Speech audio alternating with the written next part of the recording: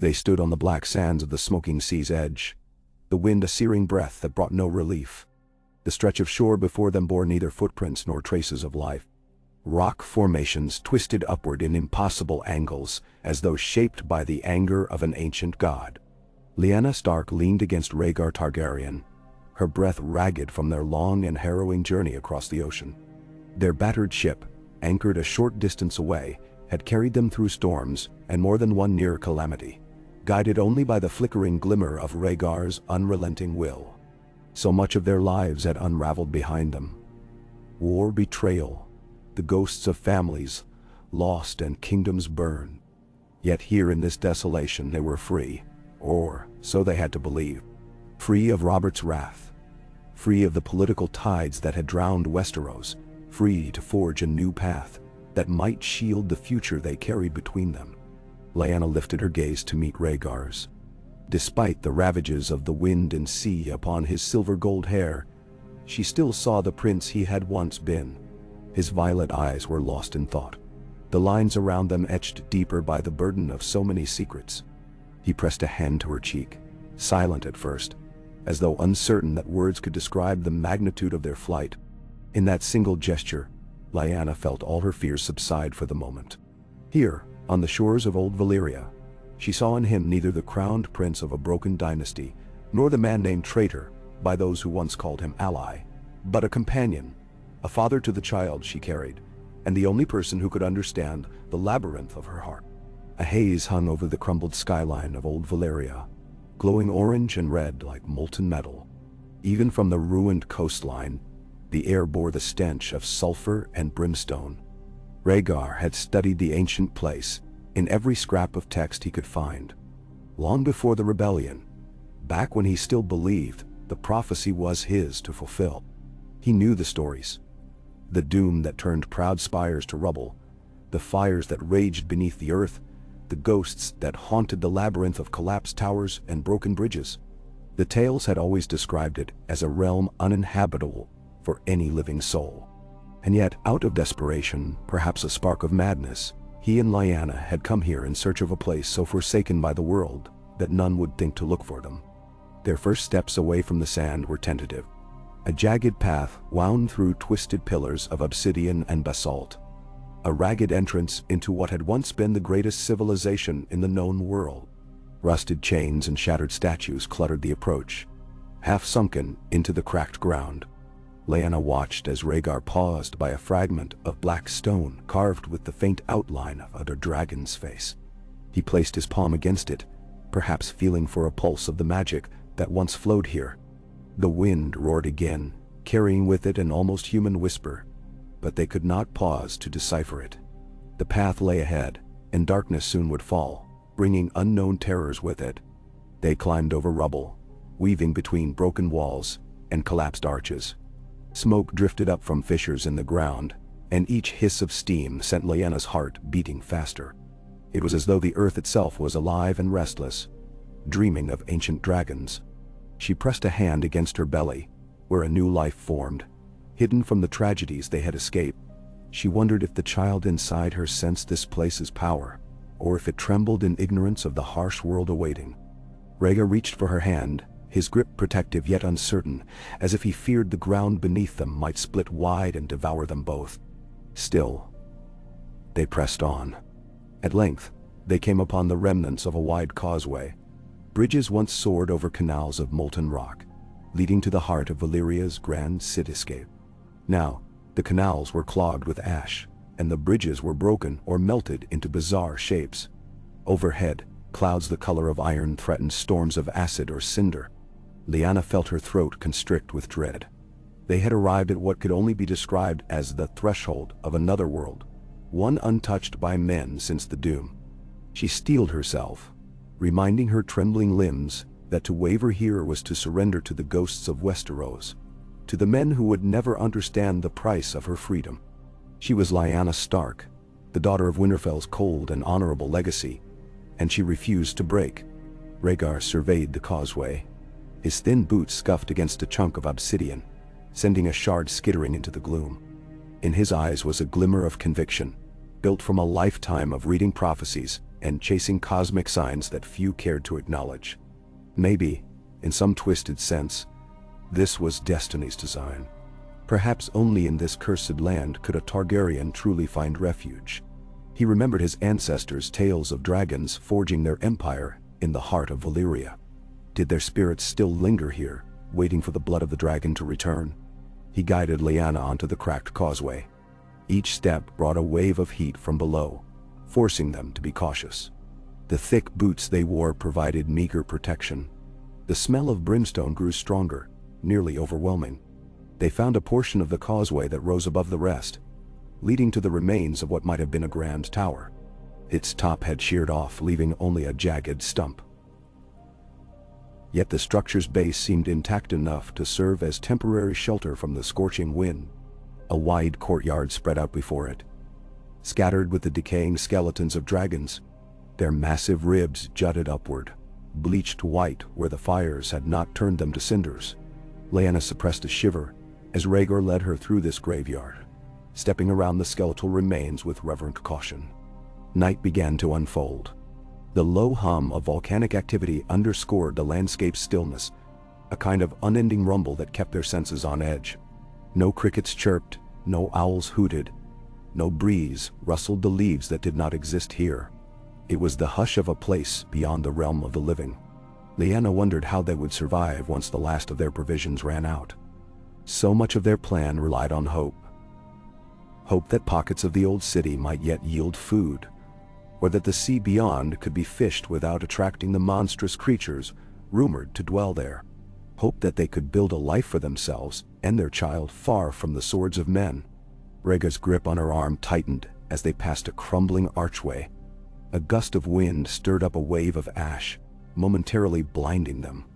Lyanna coughed, turning her face into Rhaegar's cloak. The air burned in her lungs. The swirl of ash settled slowly, revealing what lay beyond. The tower's great hall, or what remained of it. The floor was blackened marble, cracked in a spiderweb of lines. Half of the ceiling had caved in, revealing a wide patch of ashen sky. There was a dais at the far end, behind an overturned pillar. Broken chairs and benches were strewn about, coated in a thick layer of dust that might have once been human remains. Lyanna did not want to think about it too deeply. They took measured steps into the hall. Their voices, when they spoke, echoed eerily, as though the place magnified all human sound to remind them that nothing truly died here. Echoes lived on in the ruin. Rhaegar found a portion of the corner that seemed stable, shielded from the open sky and the swirling debris. He helped Lyanna settle onto a flat section of rubble that could serve as a makeshift bench. Gently, he unfastened his cloak and wrapped it around her. She whispered her thanks, her fingers curling tightly around the worn fabric. She watched him check their supplies. A single wineskin of water, enough salted meat and dried bread for a few days, a few precious medical herbs. There was also Rhaegar's harp, slung over his back in a battered leather case. The instrument seemed starkly out of place in this silent realm of ghosts and ash. Yet Lyanna could imagine no more precious artifact to remind them of the world they had once known. Crouching by her feet, Rhaegar brushed a strand of dark hair from her cheek. His eyes searched hers, and she recognized the question there. "Are you all right?" She nodded slowly, though her eyes were full of weariness. She could not deny her aching limbs, her churning stomach, or her raw throat. Still, she was alive, and with him, and had chosen this path with unwavering commitment. She could endure, if only to see the life they would build beyond the reach of the wars they left behind. But in her mind, she saw fleeting images of Winterfell. The ancient godswood, the tower room that once housed her childhood fantasies, the face of her father and her brothers, so heavy with tradition. The guilt of leaving them behind was a splinter in her heart, but she remembered their stoic sense of honor. They would never have let her follow her heart in the manner she had. She had done this for love, and for a future free of brutal burdens. That was her resolve. Rhaegar sighed, rose to his feet, and surveyed the hall once more. "We'll need to find a safer spot," he said finally, his voice a whisper that barely carried. Lyanna nodded. She pushed herself up, ignoring the ache in her lower back. Together, They picked their way through the rubble. That was when Lyanna spotted something strange. Near the dais stood a slab of black stone carved with symbols that curved and intertwined in a serpentine pattern.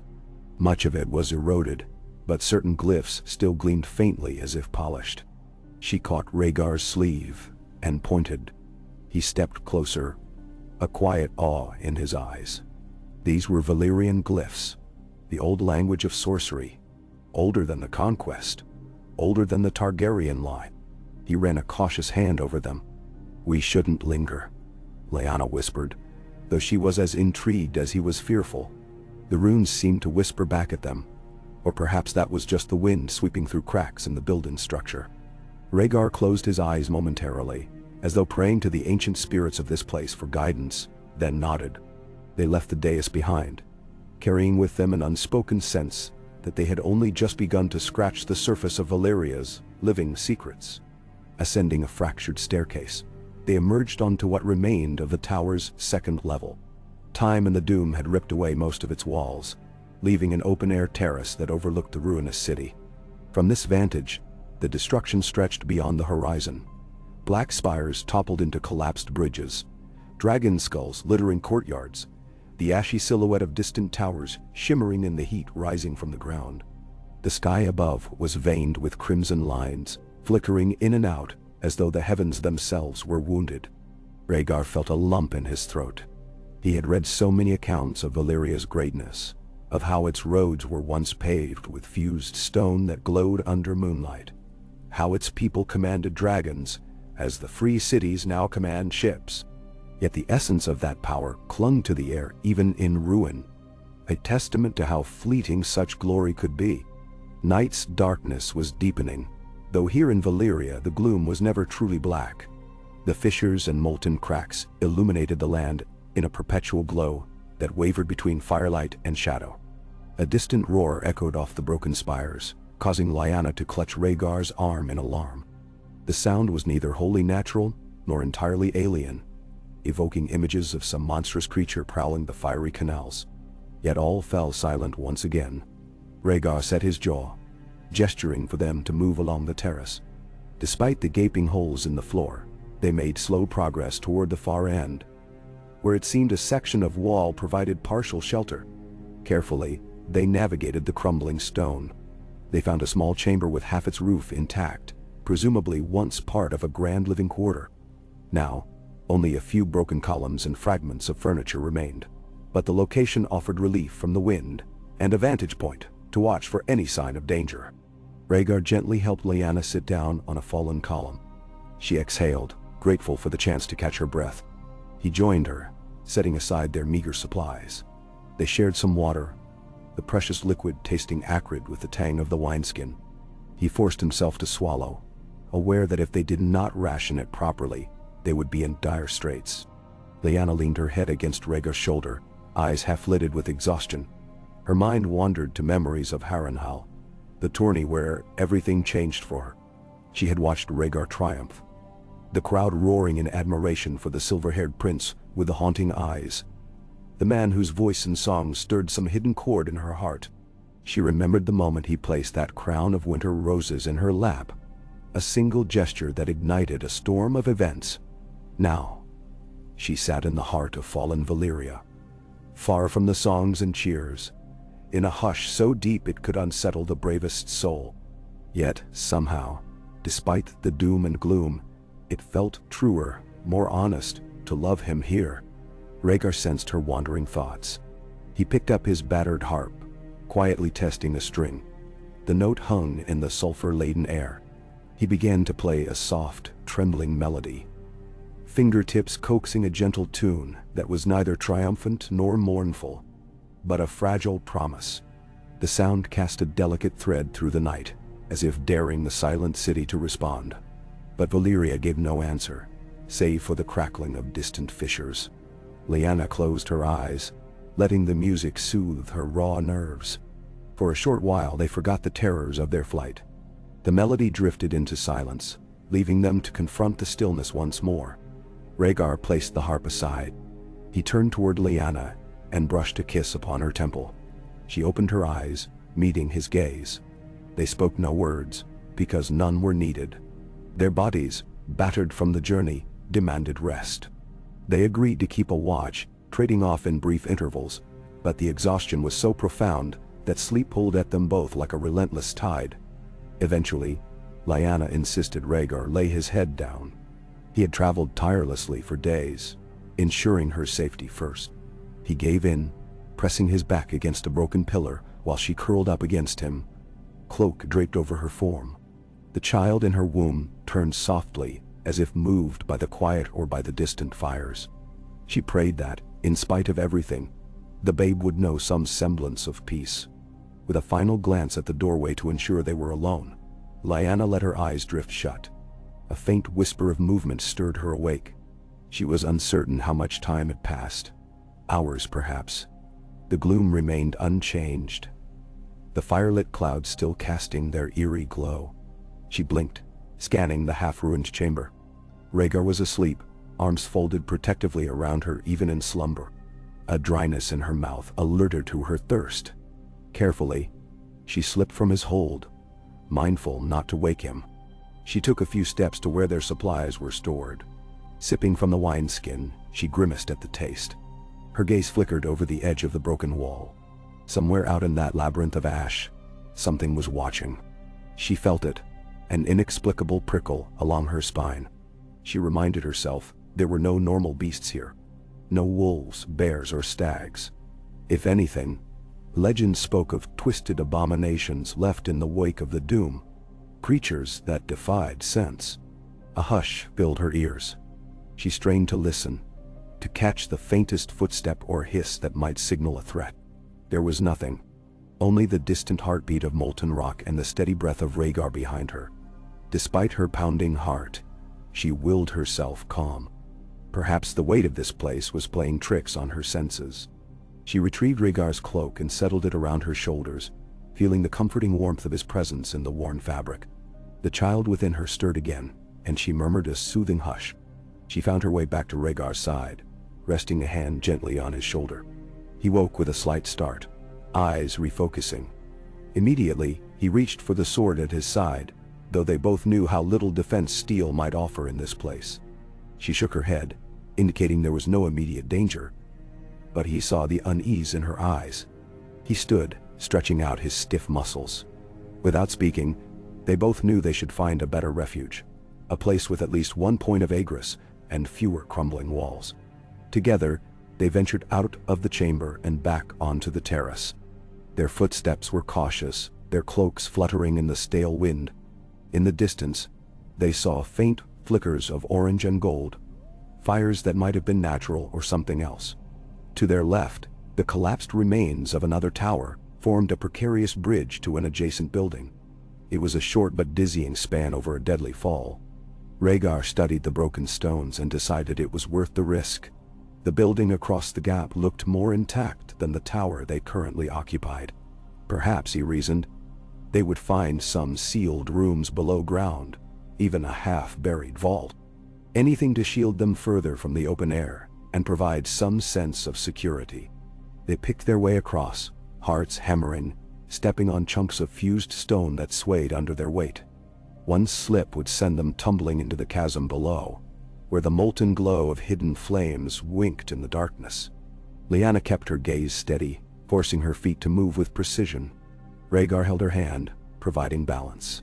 Once across, they found themselves in a small antechamber leading into another corridor. This corridor, though partly collapsed, looked more promising. The black stone walls still stood in places, inscribed with the swirling patterns of dragons that had once been the hallmark of Valyrian artistry. Even in ruin, the architecture exuded a strange, somber beauty. A narrower passage to the right sloped downward, possibly to a subterranean level. A rush of heat and a dull roar emanated from below, as though a vent of volcanic power breathed beneath the floors. They tested the first steps cautiously, finding them stable enough. The deeper they descended, the more the air seemed to thicken with heat. Sweat beaded on Lyanna's brow, and she wiped it away, her stomach churning with anxiety. Rhaegar paused at a landing that opened into a wide, circular chamber. Torch sconces were carved into the walls, though the torches themselves had long since crumbled to dust. The center of the floor was inlaid with a mosaic of dragons swirling around a flaming orb. Much of the color had faded, but some fragments of red and gold tile clung to the pattern. Wary of traps or hidden dangers, they advanced. The chamber's dome overhead was cracked, allowing a thin shaft of dull light to filter down. In that light, they glimpsed what might have been a set of heavy bronze doors at the far end, partially ajar. Rhaegar's expression flickered with a mix of hope and caution. If this place had been sealed off, there could be preserved chambers within, perhaps even relics of the old empire left untouched. They crossed the mosaic, footsteps echoing eerily, as though each step woke something ancient. At the bronze doors, Rhaegar set his shoulder against one, pushing it open with a low groan of metal. A wave of stale, hot air rushed past them, carrying the scent of rust and something older, more pungent. Inside, they discovered a corridor that sloped yet deeper into the ground. The walls here were lined with tall alcoves, each containing stone pedestals that might once have held books or scrolls. Most were empty, reduced to scraps of parchment and powdered leather.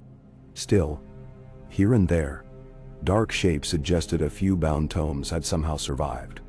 Lyanna's eyes widened as she realized they might be stepping into a treasury of lost Valyrian knowledge, or perhaps the remnants of a grand library. Rhaegar stepped forward in silent reverence. Down the corridor, they found side chambers, some caved in, others sealed behind warped metal gates. One chamber's gate had been forced open by some prior collapse, leaving enough of a gap for them to squeeze through. Inside, shelves and tables had been toppled, but a few chests remained intact. Lyanna's heart pounded with a mixture of dread and curiosity. Rhaegar approached one of the chests, carefully dusting off centuries of ash. The lid's hinges squealed as he lifted it. Within, they found lumps of decayed cloth and rusted metal, perhaps ceremonial garments or armor from a forgotten age. Yet even that small discovery felt momentous, a tangible thread linking them to the time before the doom. Lyanna knelt beside Rhaegar, sifting gently through the contents. Her hand closed around what seemed to be a small metal figurine. She withdrew it, wiping away grime, and discovered a crudely fashioned dragon with rubies for eyes. The stones glimmered faintly, as though refusing to let the darkness consume them. She felt a chill course through her spine. Rhaegar touched the figurine, his expression solemn. Without words, he slipped it into the pouch at his belt. Perhaps someday, it would serve as a symbol of who they once were, or who they might become in this cursed city. Exploring further, they discovered a hidden alcove at the back of the chamber. A narrow opening led into a spiral stair descending further, vanishing into blackness. A gust of heat rose from below, more intense than anything they had felt so far. Rhaegar gripped the hilt of his sword. Despite the risk, something pulled him downward. He wondered if this hidden staircase led to forges once used to create Valyrian steel, or perhaps a crypt where secrets best left buried slept. Lyanna's voice trembled with concern when she suggested they turn back, if only to find a stable place for rest. But Rhaegar's eyes flashed with the curiosity that had guided him all his life. He insisted they at least see what lay below. Cautiously, they began the descent, one hand on the wall for balance. The steps spiraled downward, the glow from the surface fading, leaving them in near total darkness save for the faint flicker of red from the cracks in the walls. Every so often, a whiff of noxious gas forced them to cough and proceed more slowly. The temperature soared. Sweat trickled down Lyanna's neck, and Rhaegar's breathing grew labored. At last, the staircase ended. They stood in a small chamber dominated by a rift in the floor, through which fiery light shone. The heat radiating from it was nearly unbearable. At the chamber's far end, an imposing arch of fused black stone formed a doorway into what looked like a workshop or forge. The walls beyond the arch flickered with the dance of flame, the same hellish glow that emanated from the fissure. As they crossed the chamber, Lyanna peered into the rift. Molten rock flowed beneath, a miniature river of lava that churned and bubbled in unstoppable motion. She shuddered, taking a step back. Rhaegar peered through the arch. His eyes widened, reflecting flames. Rows of stone tables lined the room, upon which lay twisted metal contraptions, shards of glass, and lumps of slag. Broken chains hung from the ceiling, some with hooks that still bore charred lumps of unidentifiable material. It was as if they had stepped into the remnants of a macabre laboratory. Lyanna's stomach twisted at the sight. Rhaegar stepped further, lifting a hand to shield his face from the scorching heat. He could see an anvil at the room's center, carved from a dark rock shot through with shimmering veins. Around the anvil lay scattered tools of an alien design: hammers, tongs, chisels, all fused or rusted beyond repair. Yet, the sense of power here was palpable. A Targaryen forging place, or perhaps something older, from the earliest days of Valyria, where the secrets of dragonfire were harnessed to create steel without equal. Rhaegar felt a pulse in his fingertips, as though the old magic recognized his bloodline. But that same magic was indifferent, or perhaps malevolent, a leftover echo of a civilization that had perished beneath its own hubris. Lyanna joined him reluctantly, the heat pressing on her lungs. She wondered how they could remain here for even a moment, let alone gain anything from this infernal place. Yet Rhaegar moved slowly around the anvil, his eyes on a rack of blackened swords standing upright in a corner. Most were snapped or melted. Only one or two maintained a recognizable shape. He tried lifting one, but the metal crumbled in his grasp. A swirl of ash rose up, forcing him to cough. The illusions of grandeur, the fantasies that they might find a stash of gleaming Valyrian steel, died in that instant. These relics had not survived the doom unscathed. Nothing had. His face somber, Rhaegar led Lyanna back from the forge chamber. It was too hot to remain long. Their steps brought them again to the staircase. As they climbed, Lyanna felt relief in every breath of cooler air. By the time they emerged back into the upper corridor, they were soaked in sweat, exhausted, and overwhelmed by the knowledge of what lurked just beneath the city's surface. The secrets of Valyria were there, but so were the horrors. This was not a place of easy refuge. They returned to the circular chamber, crossing the mosaic floor once more. Rhaegar paused, glancing at Lyanna with concern. She leaned against the wall, wiping her brow. The journey had tested her endurance, especially in her current condition. He pressed the wineskin to her lips, urging her to drink sparingly. She did, though the water offered little refreshment beyond its initial wetness. "We should find a place to rest," he murmured softly, and she agreed. They made their way back to the corridor, venturing deeper in the hope that, somewhere, one of these rooms might provide enough stable cover. After passing several caved-in sections, they found a side chamber whose sturdy door remained locked. The wood was petrified with age, and when Rhaegar gave it a determined push, the doorframe cracked, allowing them entry. Inside was a small room with no windows, only a few remnants of furniture. Dust and ash blanketed the floor. The air was stale, but it was free of immediate threats and mostly intact. It would have to do for now. Rhaegar set his sword by the doorway, as Lyanna found a corner free of debris to rest upon. She sank down, exhaling shakily. Her body longed for calm. Rhaegar lowered himself beside her, arms encircling her shoulders. For a time, they simply rested in silence, allowing their hearts to still. Eventually, in hushed voices, they began to speak of what must come next. They had arrived in Valyria, not simply to hide, but to survive. Perhaps even to build a life beyond the cruelty of men's ambitions. Yet, how could one live among these ruins? How could they sustain themselves? They needed to scavenge for food, water sources, anything that might keep them from perishing in a few days' time. Rhaegar, voice trembling with suppressed frustration, admitted that while he had read much of Valyria's wonders, he knew little of its practicalities. So many accounts spoke only of the city's ruin, not how one might navigate its labyrinths or harvest its meager resources. Lyanna's eyes glistened with determination despite her exhaustion. She reminded him that they were both born of strong lines, he with the blood of the dragon, she with the blood of the wolf. If any two souls were stubborn enough to carve out a refuge here, it was them. They discussed returning to the coast to test the waters for fish, though they feared the sea in this region might be tainted by volcanic fumes.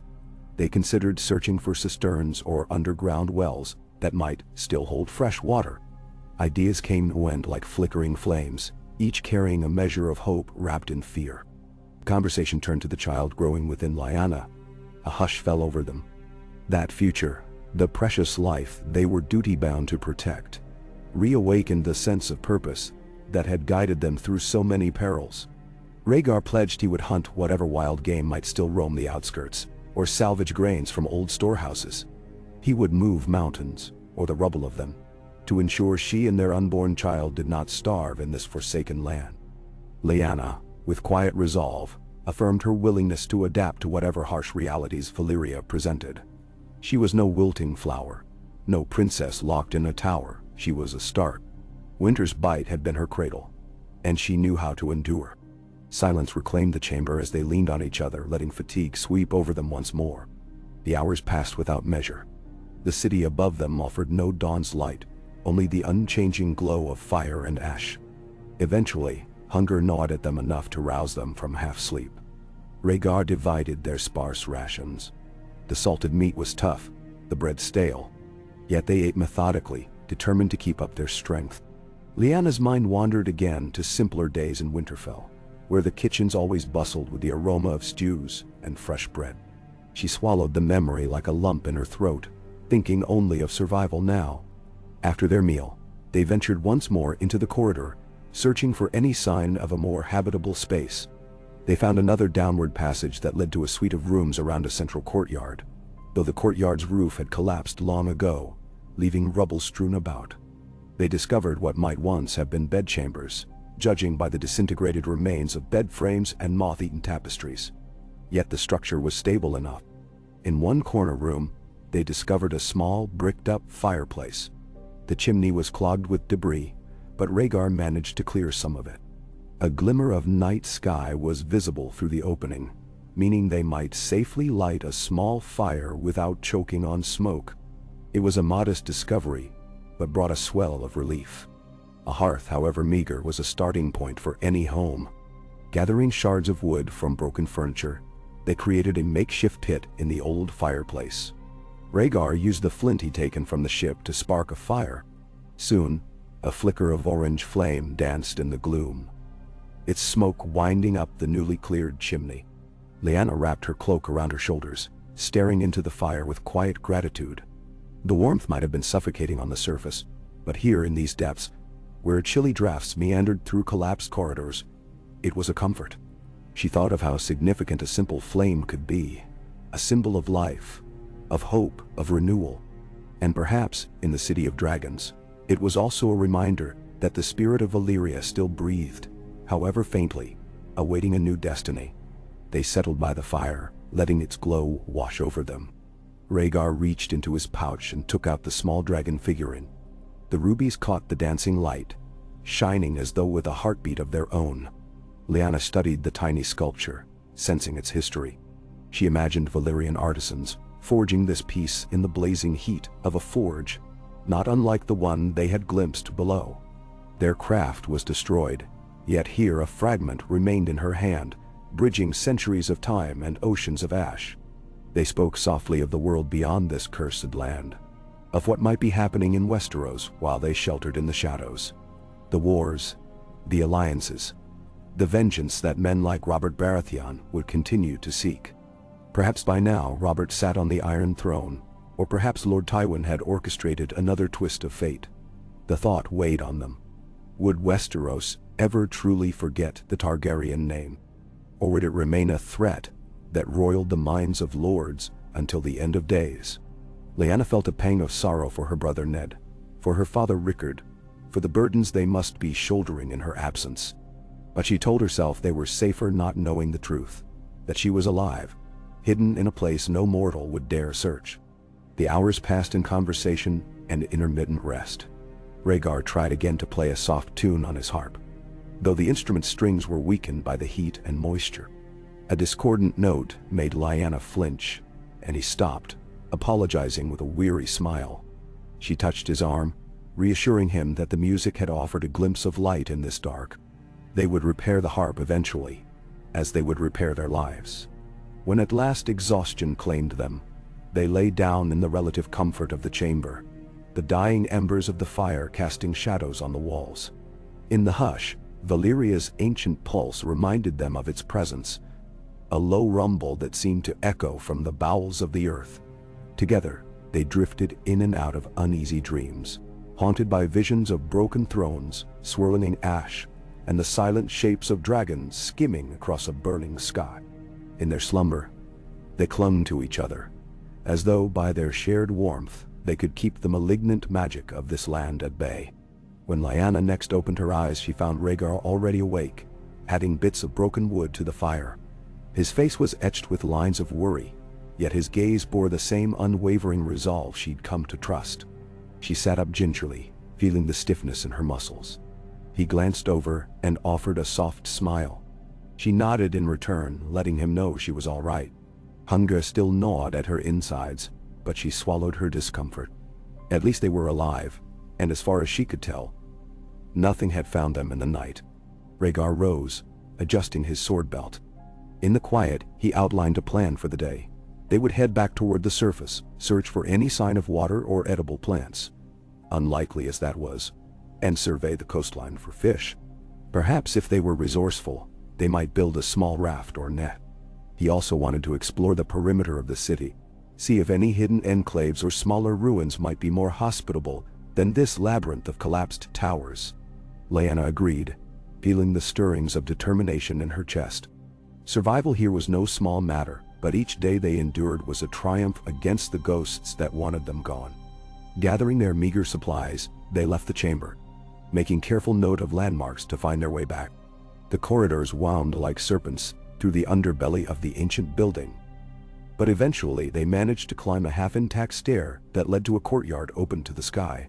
The glow above told them it was day, though here, day and night held little difference. The air was thick with an acrid fog, and the courtyard center held a dried fountain, its basin cracked and choked with ash. Rhaegar tested a broken pipe that jutted from the fountain's edge, but no water came forth, only a hiss of trapped gas that reeked of sulfur. Lyanna turned away, coughing. They pressed on, moving through the shattered gateways until they reached the city's outer perimeter. The once grand avenues were choked with rubble, but at last they saw the coastline in the distance. Black sands glistened in the dull light, ringed by jagged rocks that thrust up from the waves. Their small ship lay anchored further down the shore, a silhouette of battered timbers. They had beached it as best they could, hoping it might remain intact should they need to flee. Now, after the storms and the relentless wind, the vessel stood as a reminder that they had one slim lifeline to the wider world. Lyanna held her breath as they approached the shore, watching the waters lap at the sand with an almost mocking calm. The stench of sulfur was strong, and the waves bore a sickly sheen. If any fish lived in these waters, would they be safe to eat? Rhaegar asked the same question out loud, and neither of them had an answer. Still, they ventured closer. He spotted a tide pool amidst the rocks and knelt down to inspect it. Within, a few strange creatures clung to the stone, pale and translucent as ghosts. Lyanna peered over his shoulder, uncertain if they dared risk their health. They both knew, however, that if no other options emerged, they might have to chance it. They spent some time circling the shore, searching for any sign of freshwater springs or pools of rainwater that might have collected in rocky basins. The ground was scalding, though cooler closer to the surf. Steam rose from fissures, merging with the fog. At one point, they ventured out onto a rocky shelf that extended into the sea, only to find the rocks hot enough to burn through their boots. Lyanna yelped, and they retreated quickly, hearts racing at the near disaster.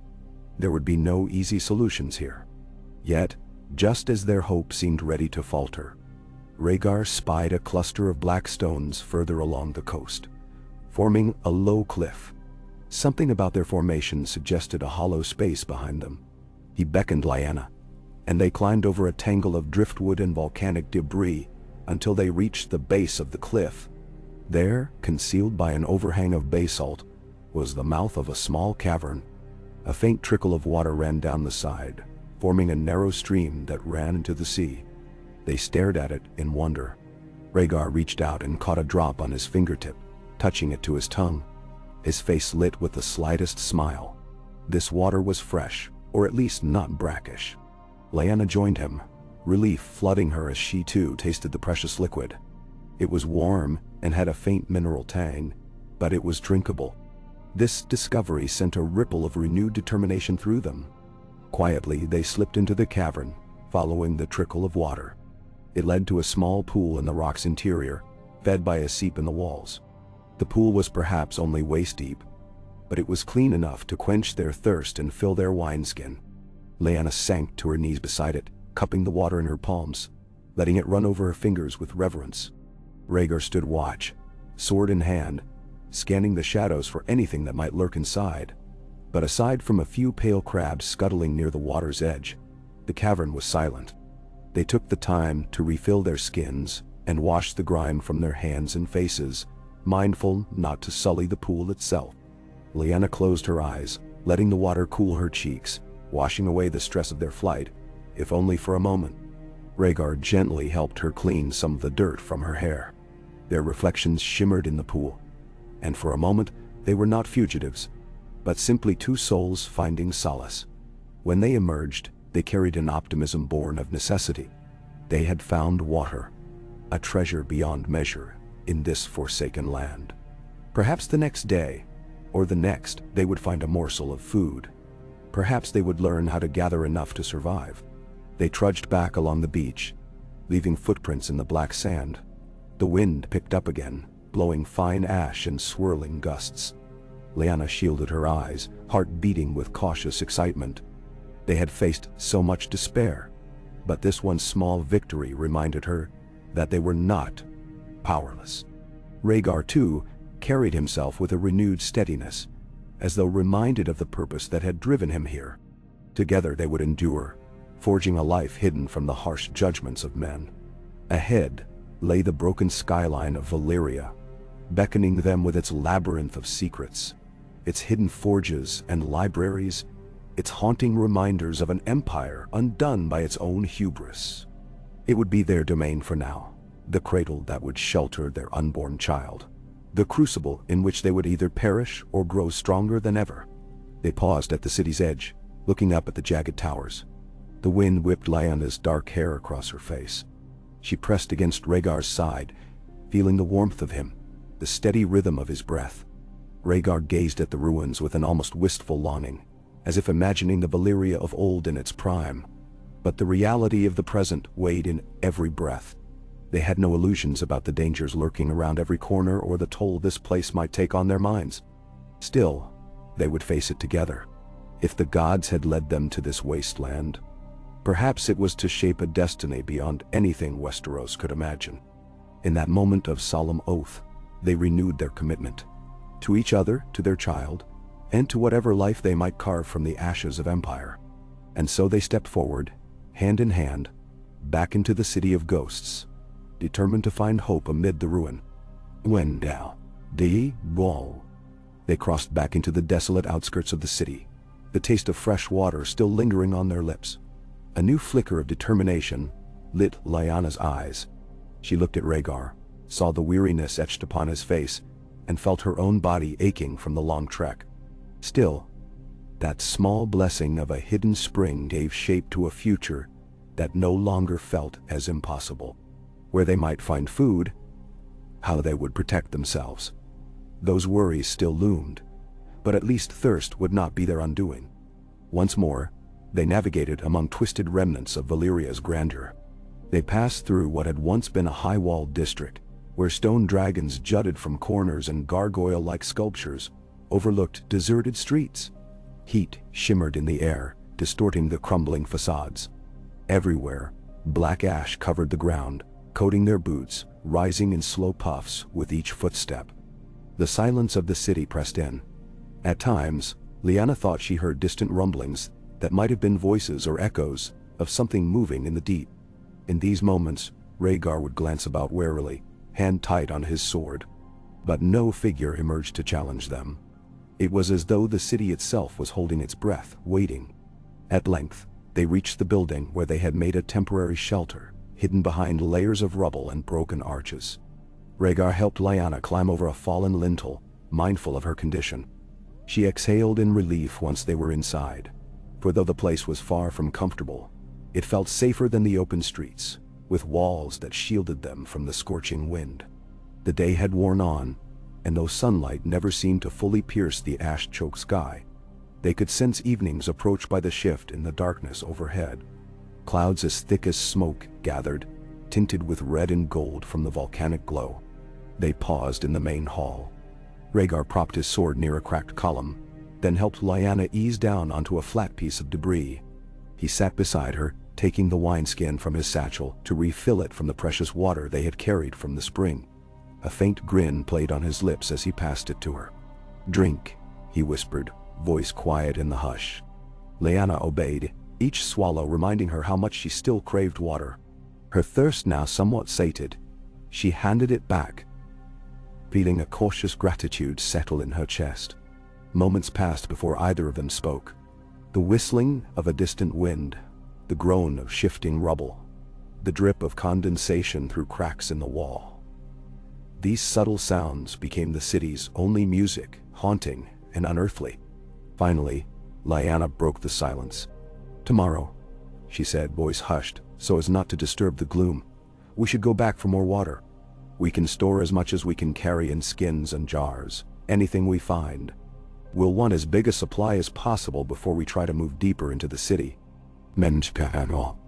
Rhaegar nodded, gazing at her with a solemn tenderness.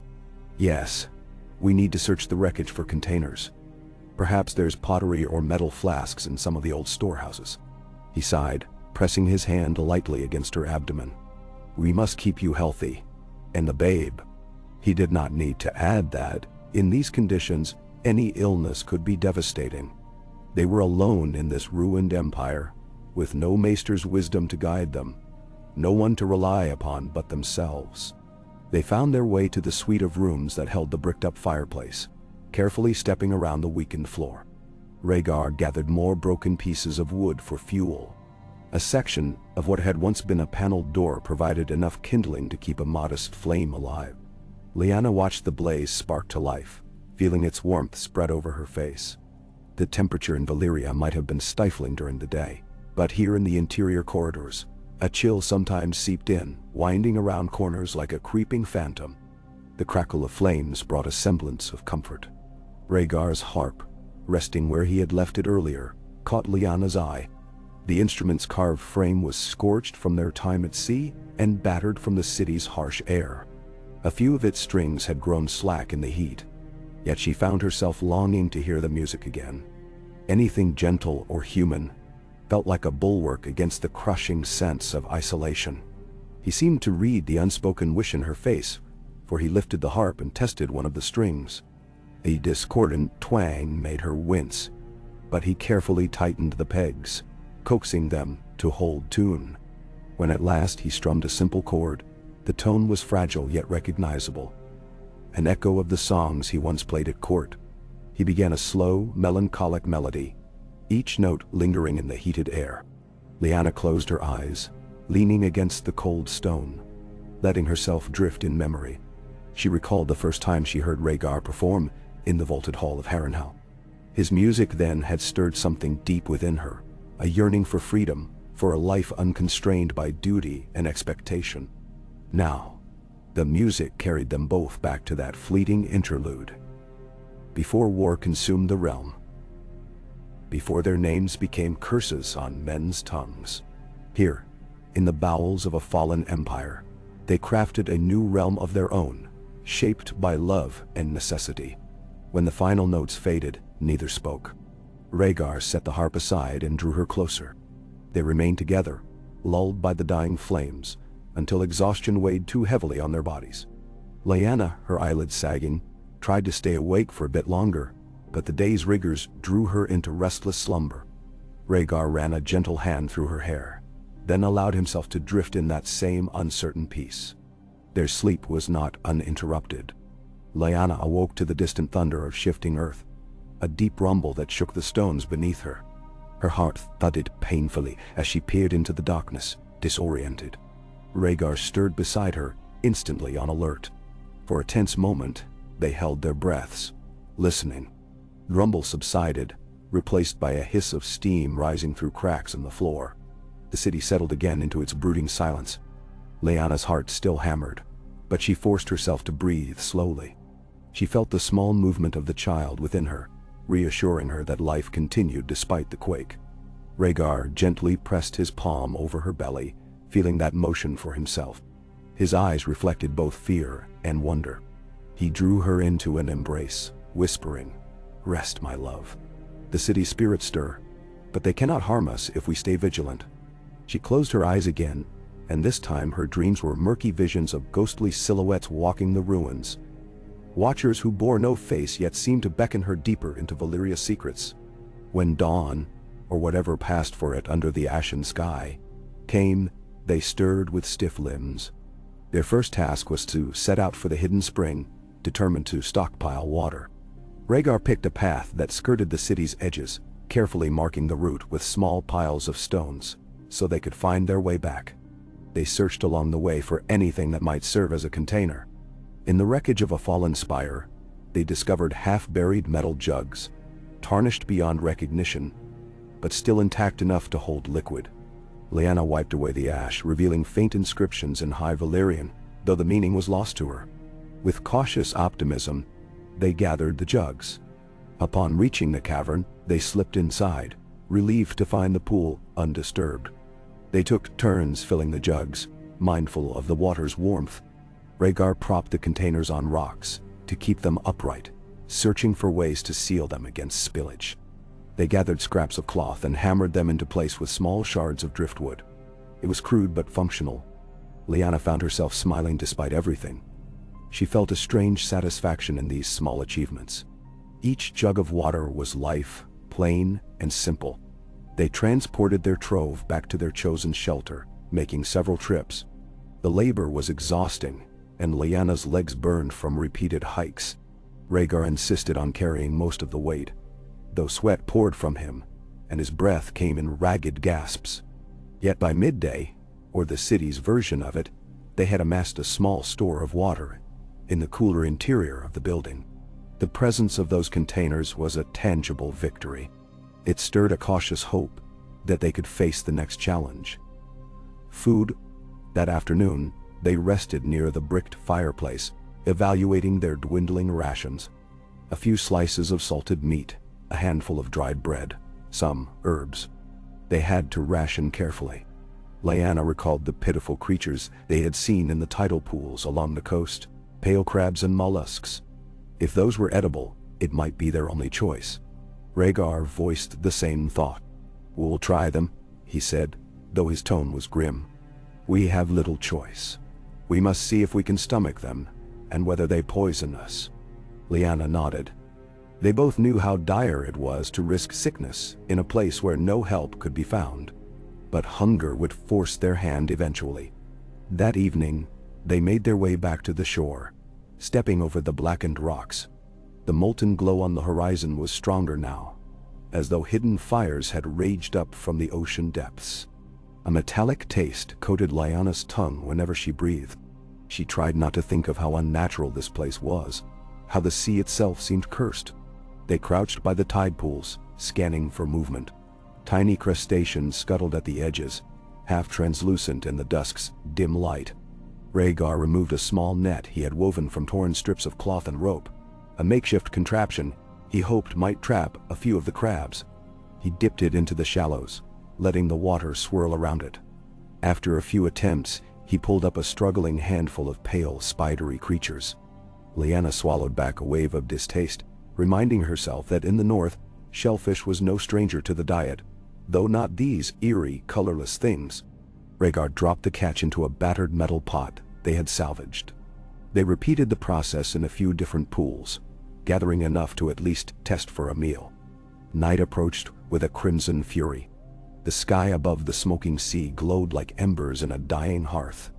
The wind picked up, flinging stinging ash into their eyes. Rhaegar and Lyanna made haste back through the ruined avenues, half blinded by swirling debris. In the faint gloom, shapes of broken towers loomed like monstrous giants. At times, Lyanna thought she glimpsed a flicker of movement in the corners of her vision, a silhouette scuttling behind a collapsed arch, or a fleeting flash of something large overhead. But whenever she turned to look, there was only emptiness. Perhaps it was the ash playing tricks, or her own mounting exhaustion. Once inside the shelter, Rhaegar placed the pot of crabs near the fireplace. He tore apart a fallen beam for kindling and coaxed a small blaze, though the black wood sent up a choking smoke. Lyanna coughed, tears burning her eyes. She covered her mouth and nose with a scrap of damp cloth. Once the worst of the smoke cleared, Rhaegar set the pot over the flame, letting the water inside simmer. They had added a bit of fresh water from their store, reasoning that if these creatures were poisonous, a smaller batch was best. The crabs turned a mottled shade of pinkish white as they cooked. The scent that rose was briny and pungent, not entirely appetizing, but not outright foul. Lyanna looked at Rhaegar uncertainly when the shells began to crack open. He prodded one with a knife, peeled away a fragment of carapace. Inside was pale meat, oddly translucent. They exchanged a glance of combined dread and necessity. Lyanna, stomach churning with hunger, took the knife and cut a sliver of meat free. She blew on it to cool it. Before she could lose her nerve, she tasted it. The flavor was salty, faintly metallic, but not unbearable. She forced herself to swallow. Rhaegar watched with tense concern, ready to intervene if she choked or showed signs of illness. But after a moment, she merely grimaced and gave a small nod. "I think it's all right," she said, though her voice carried more hope than certainty. Carefully, they shared small bites, mindful of any unpleasant after-effects. Neither spoke as they waited, minutes passing with excruciating slowness. Lyanna felt her heart pounding in her throat.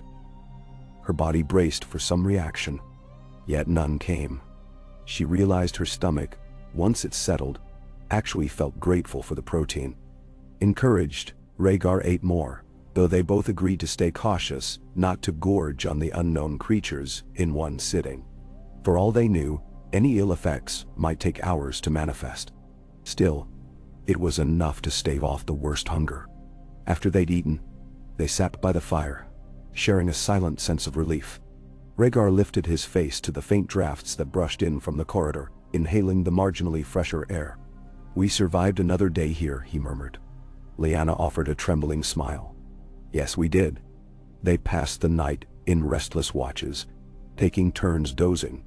The creature within Lyanna's womb stirred enough to keep her from fully sleeping, and her dreams when she did drift off were again filled with flickering shapes. She imagined dragons gliding overhead, their roars vibrating through the cracked walls of Valyria. She saw their shadows pass across the city's deserted streets, as if searching for something, perhaps searching for the last scions of a broken house. She awoke gasping, disoriented, sweat soaking her clothes despite the chill. Rhaegar gently pressed a palm to her forehead, checking for fever. "You're warm," he whispered. She shook her head, dismissing the concern. "Just nightmares," she said. He nodded gravely, for nightmares had become as much a staple here as bread once was in Winterfell. Come morning, they decided to explore deeper into the ruins, hoping to find any remnant of farmland or storehouses. Though Valyria had been a city of wonders, it must have possessed granaries, livestock pens, or imported goods from distant lands.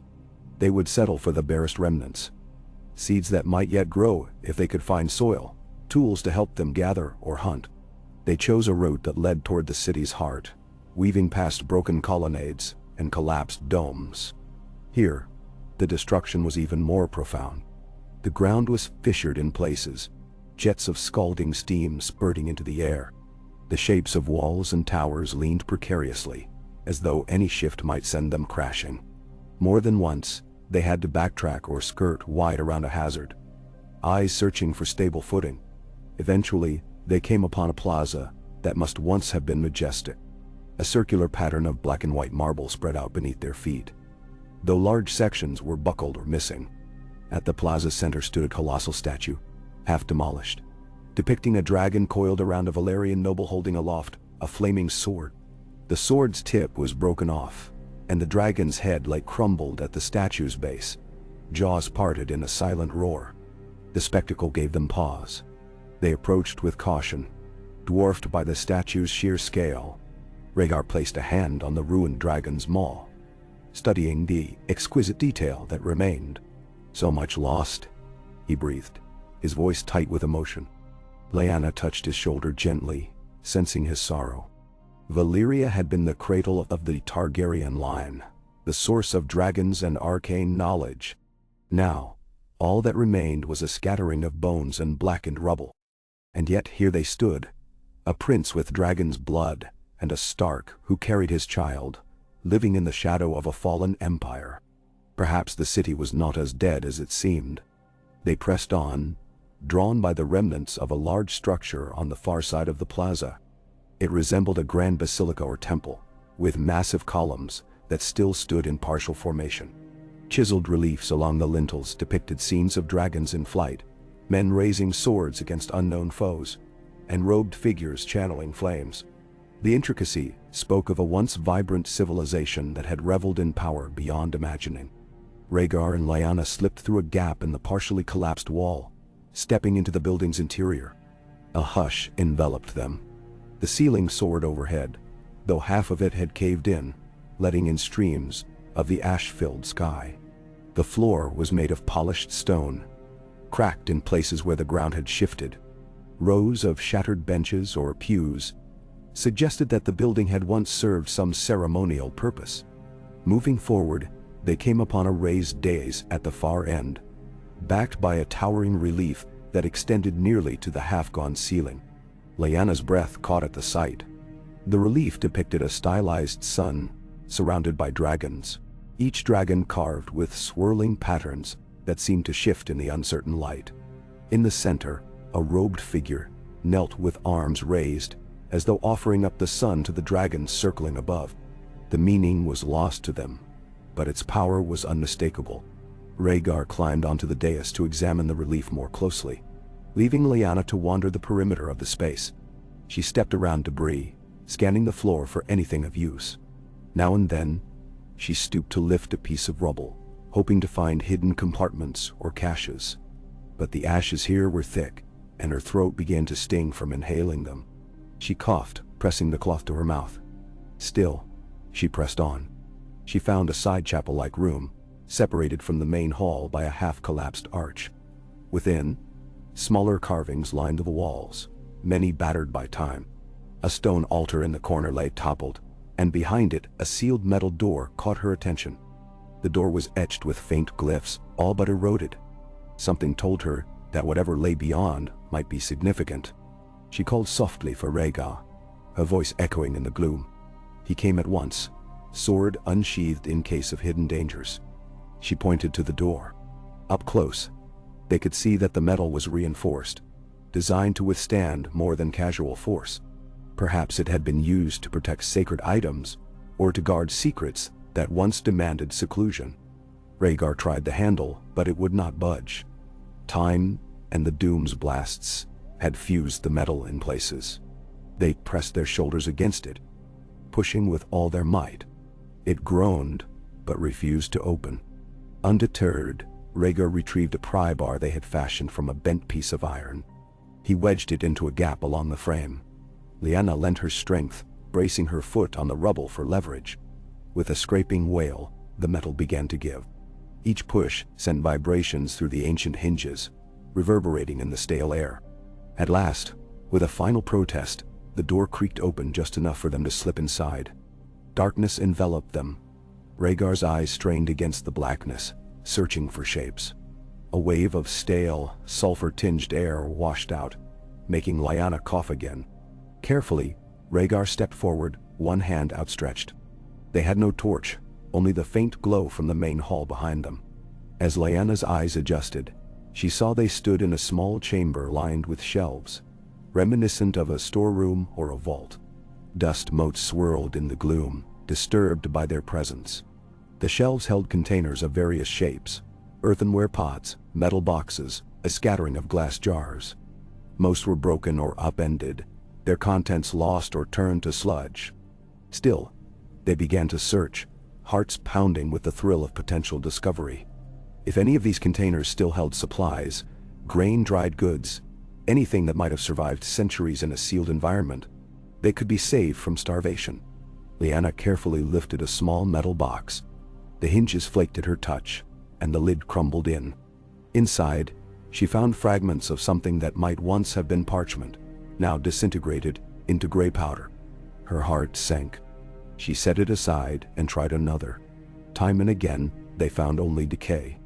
Rhaegar paused over a larger ceramic jar. Its lid was sealed with some kind of wax. Excitement flashed in his eyes. He tapped the jar, hearing a dull sound rather than the empty echo of hollowness. Gently, he prized at the seal. The wax cracked, flaking to the ground. When at last the lid came free, a strange odor drifted out. Earthy, pungent, but not wholly rotten. Lyanna peered over his shoulder. Rhaegar dipped his fingers inside, feeling around carefully. What he withdrew looked like a handful of dark, wrinkled lumps. He brought them closer to what little light crept into the chamber. They were some kind of dried beans or seeds, though the color was unlike any common grain Lyanna recognized. Her heart fluttered. If they were intact, they might be viable for planting, if only they could find any patch of soil here. Or perhaps they could be ground into meal. She looked up at Rhaegar, seeing that same spark in his eyes. "This might be enough to keep us going," he murmured. They gathered the jar, taking care to reseal it, and continued their search. Another sealed container held a strange powder that smelled of sulfur and other sharper scents. It stung their nostrils, prompting them to close it quickly. Rhaegar guessed it might be some alchemical compound once used in Valyrian rituals, or forging. They had to leave it, not wanting to risk a dangerous reaction. A third container, also sealed but cracked along the bottom, revealed a scattering of smaller seeds like grains of rice or barley, though they were blackened from age. Lyanna wasn't sure if they were ruined or merely a variety she'd never seen. But she took them, carefully wrapping them in a bit of cloth. Any chance of agriculture, however remote, was too precious to abandon. Soon they realized the chamber offered nothing else of immediate value. Still, the seeds they had found were a small triumph. They retreated to the main hall, hearts lighter. Rhaegar gazed at the dais again, at the relief of robed figures and dragons, as though compelled by some invisible thread. Lyanna touched his arm, coaxing him to move on. "We should leave before night fully comes," she whispered. The city had a way of growing more ominous after dusk, as if the darkness stirred dormant powers in the cracks. He nodded. Together, they made their way out of the temple and into the open plaza. Clouds loomed overhead, thick with the threat of acid rain or another storm of ash. They hurried, scouring the ancient pathways for the piles of rocks Rhaegar had used to mark their route. Each sign brought a wave of relief, guiding them back toward their chosen shelter. Once inside, they checked on their water storage, which mercifully remained untouched. Exhaustion washed over them both, but the seeds they cradled felt like the key to a future they had scarcely dared imagine. That evening, after a sparse meal of the pale crabs they had managed to catch again, Lyanna turned the seeds over in her palm. She felt their rough edges, inhaling their faint musty smell. A memory rose of the small garden at Winterfell, where the cooks grew herbs for the kitchens, and how satisfying it was to watch life poke through the dark soil. Could they replicate that here, in a place seemingly devoid of growing things? The city was ringed by wasteland, but perhaps pockets of less contaminated soil existed. Alternatively, maybe the island's outskirts, away from the molten fissures, might hold earth suitable for planting. Rhaegar watched her in the firelight. "If these seeds take root, it will be a miracle," he said softly, but there was no mockery in his tone. Only wonder. Lyanna looked up at him, a faint smile tugging her lips. "We've already seen so many marvels, and we're still alive. Perhaps another miracle will favor us." They turned to practicalities, exchanging ideas on where they might begin to cultivate. Rhaegar mentioned a courtyard they had passed in the building's interior, where the roof had caved in. Sunlight, or rather the diffuse glow, reached the ground there. If they cleared the debris and gathered some soil from the city's outskirts, maybe it would suffice. "We'll try," Lyanna agreed, voice resonant with cautious hope. The days that followed saw them attempt just that. They scouted for any patch of earth beyond the worst ash and sulfuric deposits. Though most of the surrounding terrain was blackened rock, they eventually found a swath of shoreline near the city's edge, where some sediment had gathered over the centuries. It was littered with volcanic stones, but they managed to fill several sacks with the darkest, most crumbly matter they could find. Then they hauled the sacks back to the courtyard, leaving a trail of footprints in the ash. The labor was monumental, each trip draining their energy. Yet the steady accumulation of soil in that courtyard felt like laying the foundation of a new home.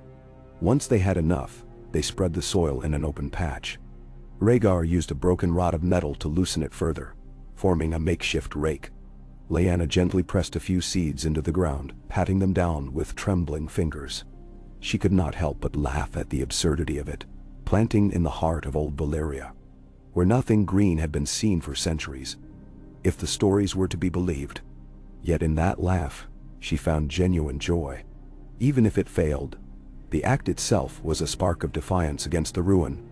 They watered the seeds sparingly from their stores, mindful that water remained precious, then sat back to watch and wait, hearts pounding with quiet anticipation. In those same days, they improved their living quarters, scavenging each corridor for bits of wood, loose stones, anything that could help patch cracks in the walls. They used scraps of cloth to fashion rudimentary curtains for the gaps leading to the open air, hoping to keep out the swirling ash at night. Rhaegar even managed to rig a simple drip filter using sand and layers of cloth, so they could strain the water they collected from the spring, removing some of the floating particles that found their way in. Each evening, they would collapse by the fire, exhausted but inching closer to a sense of normalcy. Lyanna felt the days slip into a hazy cycle of scrounging and sustaining. She marked time, not by the sun's position, but by the child's growth within her, the subtle changes in her body, the increased weight she felt when she moved. Her emotions seesawed between hope and fear, certain that the city's curse would somehow claim them, but equally certain that she would endure for the life she carried. Rhaegar was her steady anchor, though she saw the toll it took on him. He was thinner now, and the lines of worry at his brow had deepened. Yet the way he looked at her, the gentle determination in his eyes, reassured her that they would fight on. One early morning, just as the gloom began to lighten, Lyanna woke to a murmur of excitement from Rhaegar. She sat up, startled, and saw him hurrying to where they had spread the soil in the courtyard. Heart racing, she followed. There, beneath the thin layer of ash that had drifted overnight, a tiny green shoot protruded from the ground. A single fragile leaf reached toward the ashen sky. Lyanna's breath caught in her throat. Rhaegar knelt beside it, brushing away the ash as delicately as if he were handling a newborn bird. It was small, inconsequential by the standards of a real harvest, but here, it was everything. Tears stung Lyanna's eyes. She sank to her knees, pressing a hand to her mouth. The shoot was proof that life could persist even in the darkest of places. She glanced at Rhaegar, saw the moisture in his eyes as well. He reached for her hand, helping her sit more comfortably on the broken stones. Together, they marveled at the tiny promise of sustenance. Perhaps in time, it would bear fruit or seeds of its own. Perhaps it would wither under the harsh conditions. But the mere fact that it had emerged from the black soil felt like an omen of survival. In the days that followed, they protected the seedling fiercely, shielding it from ash and wind as best they could. When the water supply allowed, they dribbled a little each morning onto the soil. And each day, they discovered another shoot or two pushing up, turning the once dead courtyard into a cradle of fragile green stems. Every new leaf was cause for quiet celebration, a secret victory in a land that seemed determined to remain a graveyard. Meanwhile, they still hunted crabs along the shore, tested small fish that sometimes ventured into the cooler shallows. They discovered that certain fish bore toxins in their flesh. Rhaegar had become violently ill after eating one particularly strange specimen, so they learned to identify only the few that did not sicken them. Trial and error guided them in everything. Injuries were frequent, be they minor burns from stepping on searing rock, or cuts from jagged debris, yet they persevered. At times, the city seemed to respond to their defiance. Fissures in the ground would cough up plumes of steam, forcing them to relocate for a night. A collapsed dome might shift or crumble without warning, nearly trapping them in some hidden corridor. And at night, they occasionally heard haunting shrieks in the distance, echoing along the empty streets. The source of these sounds remained unknown. They spoke sometimes of monstrous creatures rumored to roam Valyria's depths, but in all their wanderings, they never encountered one face to face. The dread of such a meeting lingered nonetheless, a constant threat that kept them vigilant. In quieter moments, they sat in the courtyard, near the small patch of greenery, and Rhaegar would play softly on his harp. He still remembered half-forgotten lullabies, tunes he used to practice for his daughter Rhaenys and son Aegon, children who now lived only in memory. Tears would often blur his vision as he recalled them, and Lyanna would place a steadying hand on his arm, unwilling to let him drown in grief. He was the father of the child she carried. That child deserved a father who believed in a future. So she held him, lending her stubborn will to his heartbreak, until the music resumed, and they found comfort in its notes. Time passed in uncertain measures, and the shoots in the courtyard grew taller. Some withered when scalding winds blew through, but enough survived that small leaves began to sprout. Their shapes hinted at a fruit-bearing plant of some kind, though neither Rhaegar nor Lyanna recognized the variety. Each day, they inspected them, plucking away any ash deposits, watering sparingly.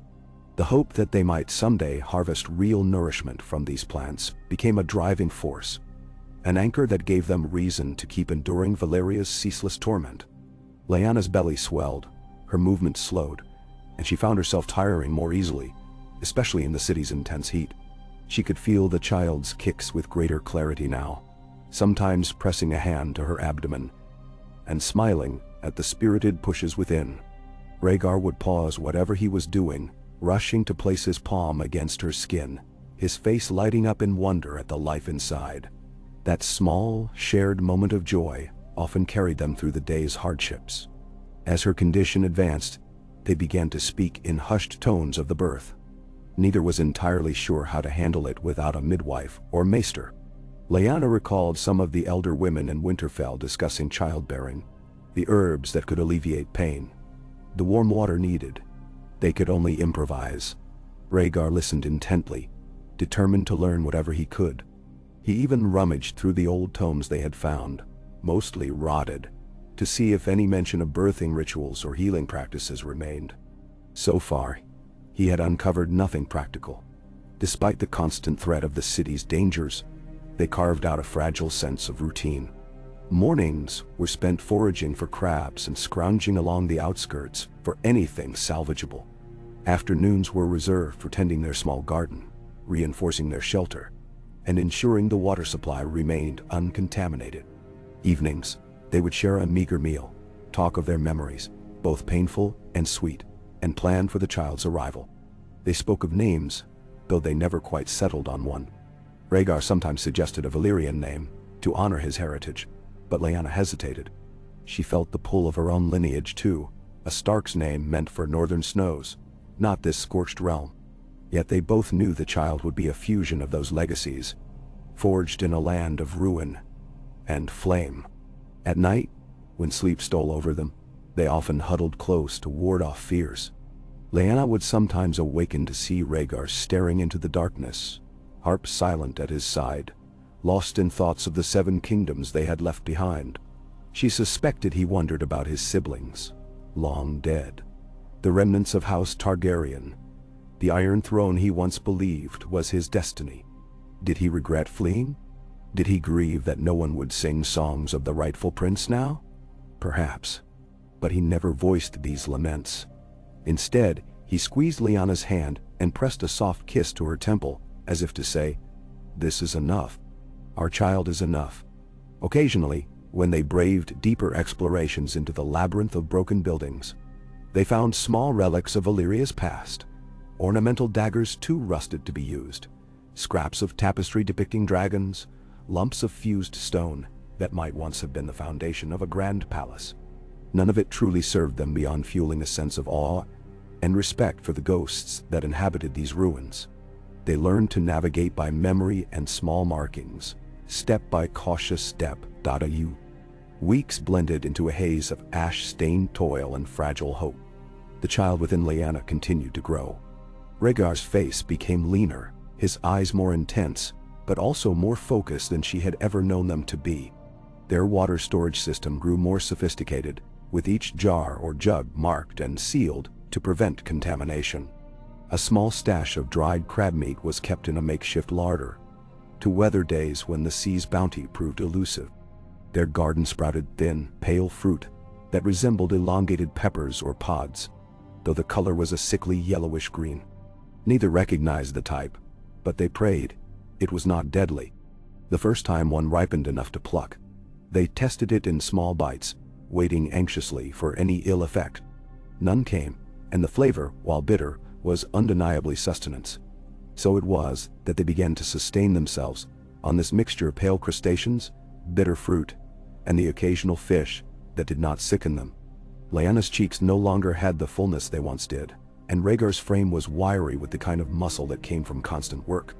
But they survived, each day a testament to stubborn resilience.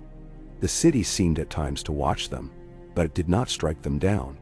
Perhaps its ruinous gods were indifferent, or perhaps they found some curiosity in these two humans forging a life in the midst of devastation.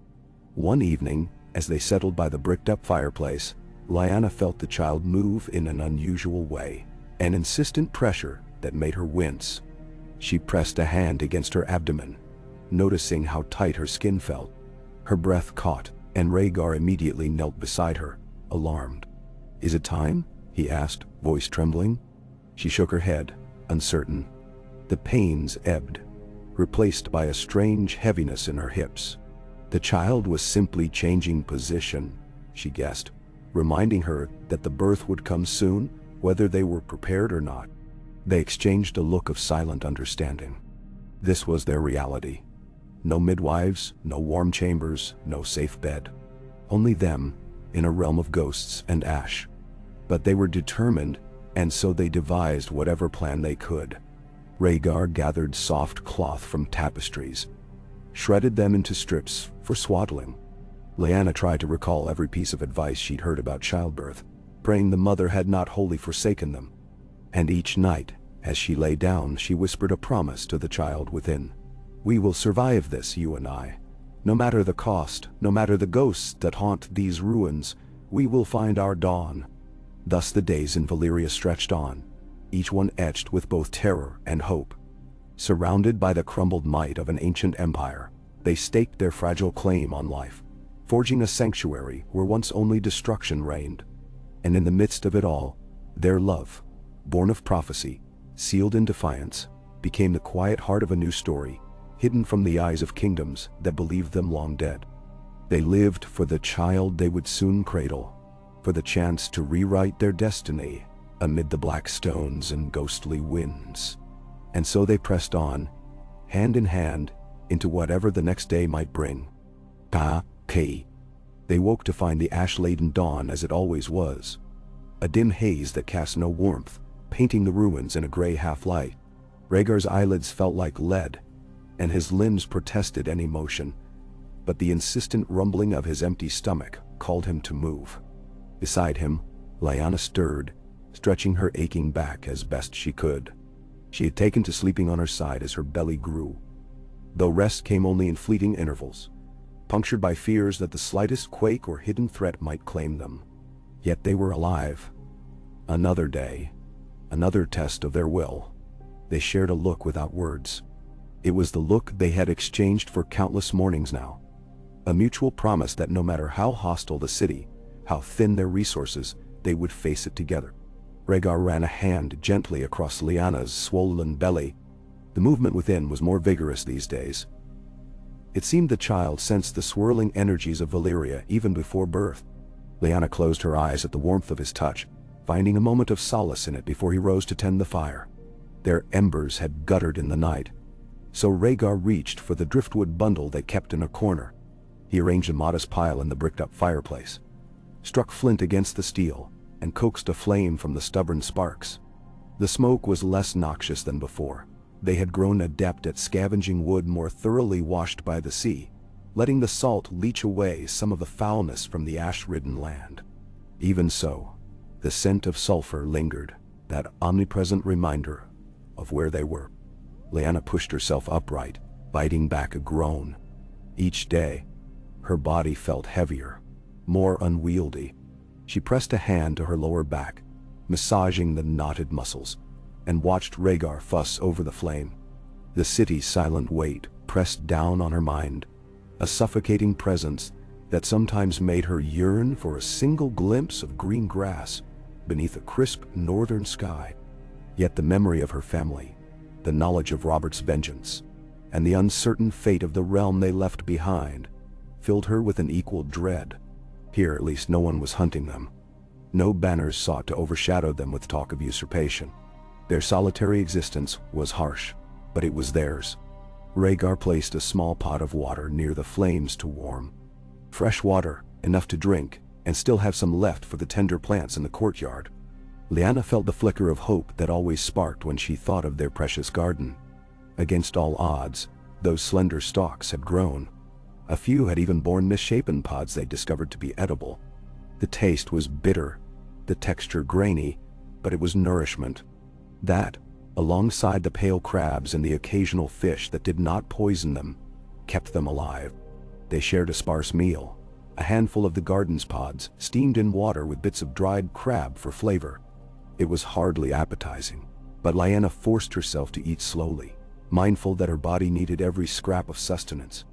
Rhaegar, for his part, swallowed quickly, hunger contorting his features until he steadied himself, remembering it was best to pace his meager ration. Once finished, they both drank from the pot, letting the warmth spread through them. Lyanna noticed the line of tension between Rhaegar's brows. His eyes flicked toward the corridor leading out of their makeshift living space. She sensed an unspoken restlessness in him. "You want to explore again?" she said softly. There was no accusation in her tone, only recognition. In the last weeks, as her pregnancy advanced, his forays into the deeper parts of the city had grown fewer. She could see how it weighed on him, the desire to discover more, to protect them by unearthing some hidden cache of resources. But he had stayed close, unwilling to leave her alone for too long. He exhaled, brushing a lock of silver blonde hair from his forehead. "I don't like that we still know so little about this place," he admitted. "The city is vast. We've only scratched a corner of it. There may be other springs, or sealed storerooms, or safer buildings for when the child arrives. And yet, each time I leave, I worry I'll find you in danger when I return." She managed a small smile, though her heart clenched at the thought of being left alone for too long. "I understand," she said, "but maybe there's a safer way. What if we both go? We'll move slowly, rest often. We might not cover as much ground, but at least we'd be together." "That's more." Rhaegar considered her proposal with a careful gaze. "You're strong," he acknowledged, "but in your condition—" "I won't break," Lyanna interrupted, a hint of fire in her voice. "I'm not made of glass, Rhaegar. I know my limits, and I'll tell you if I need to stop. But we've faced worse than a long walk. Let me come with you. I want to see more of where we live, too. I can't bear sitting in this half-ruined room wondering if you'll come back." His expression softened. She was reminded of the prince she had first met, the one who placed a crown of winter roses in her lap. Time and hardship had weathered him, but the gentle strength in his eyes remained. "All right," he said, voice quiet but firm. "We'll go together. We'll be cautious, and we'll return before nightfall." They extinguished the small fire to conserve fuel, packed their water skins, and secured their meager supplies. The memory of Rhaegar's hop lingered in the corner, but he decided to leave it behind for this journey, not wanting the precious instrument to be damaged in case they needed to climb or squeeze through tight spaces. Lyanna tucked a small knife into her belt, and Rhaegar carefully adjusted his sword's worn scabbard on his hip. Thus armed, they set out into the labyrinth of stone and ash. The air in the corridors was stale, but a shade cooler than outside. Shadows clung to the walls, where pillars rose to support fractured ceilings. In places, the mosaic floors bore images of dragons interwoven with runic symbols. Lyanna followed Rhaegar's footsteps with caution, mindful that one misstep could send her tumbling onto the uneven floor. Heat pressed against them from the fissures below, and now and then a weak gust of wind swept through, carrying flecks of ash. They tried not to breathe too deeply when that happened. They passed the courtyard where their garden clung to life. Lyanna could not resist pausing. crouching carefully to check on the plants. A few had formed new buds. She flicked away the black ash that had settled on them, then pressed her palm to the soil. It was still moist from their last watering. She said a silent prayer to whatever power might listen in this dead city, entreating that the plants continue to grow. Rhaegar stood beside her, lips curved in faint approval. Then, with a final pat to the leaves, she straightened and they moved on. Their chosen path led them to an old portico that opened onto a narrow street. One side of the street was collapsed, forcing them to navigate carefully around fallen blocks of fused stone. Ornamental columns lay in disarray, some toppled like dominoes. Bas-reliefs of dragons soared across the broken walls, half lost to centuries of weathering. The deeper they ventured, the more they sensed the city's sleeping might. It was in the cracks of the stone, in the ominous hush that cloaked every surface. Once, thousands, perhaps tens of thousands, of souls had lived here, commanding powers that spanned the known world. Now the only echoes were steam vents and the occasional scrape of rubble. They took their time, pausing frequently so Lyanna could catch her breath. At one juncture, they found the remains of what might have been a street market. Blackened stalls, scorched wooden frames, the ghostly outlines of counters. Lyanna imagined a time when Valyrians walked here, bartering goods from distant lands, voices carrying through an airy plaza. The faintest pang of sadness struck her. If the doom had not consumed this place, would they now be strolling amid vibrant trade, recognized as a Targaryen prince and his lady? Such a life was impossible to picture, overshadowed by the ruin around them. They pressed on, guided by no more than instinct. Rhaegar wanted to explore a district farther south where, according to one of the few partial maps he recalled from his studies, there might have been libraries or archives. Perhaps something there could help them better understand the city's subterranean dangers, or reveal a more stable portion of the ruins in which to reside. Lyanna's pace slowed as the afternoon wore on, but she waved away Rhaegar's concerns whenever he suggested turning back. She was determined to see what lay beyond the area they knew. Eventually, they reached a monumental avenue lined with colossal statues. Each figure towered over the road, hewn from dark stone that gleamed like obsidian. Some were robed men or women with stern visages, others half-human hybrids with draconic features. Many had crumbled at the torso, their heads lying on the ground like severed remnants of a shattered pantheon. The air here was warmer, shimmering with heat mirages that made the statues seem to shift and breathe. Lyanna placed a hand on her belly, feeling the child stir in protest at the temperature. She pressed her lips into a thin line and continued, ignoring the sweat beading at her temple. Rhaegar noticed and suggested they detour into the shade of one of the fallen statues. She agreed. They found a wide, flat fragment of a statue's arm that formed a ledge, shading a stretch of ground large enough for them to rest. Lyanna lowered herself onto it, exhaling in relief at being off her feet. Rhaegar offered her water. She drank sparingly, then handed it back to him. Together, they observed the lifeless grandeur around them. The quiet felt somehow heavier here, as if the shadows of the city pressed close to listen to every breath. The statue's face was still intact above them. An imperious visage with narrow eyes and stylized hair that fused into a crest of flames. It loomed overhead, an expression carved into stone that might have once inspired awe or fear. Now was little more than a broken relic in a land of ghosts. They rested for a time, allowing Lyanna to ease her back against the smooth stone. Rhaegar watched the sky. From here, they had a partial view of a wide fissure in the distance, spewing a faint glow of molten rock into the air. Smoke curled upward, painting the clouds in ominous spirals. He felt that old stirring of unease. Whenever he saw open magma, it was a reminder that Valyria was never truly at peace. The land churned with hidden fires, as though the doom still lingered in every crack of the earth. Yet, ironically, it was those same fires that had once powered Valyria's might. The forging of steel, the harnessing of dragons. Shadows lengthened. Lyanna let out a small sigh and carefully pushed herself to standing.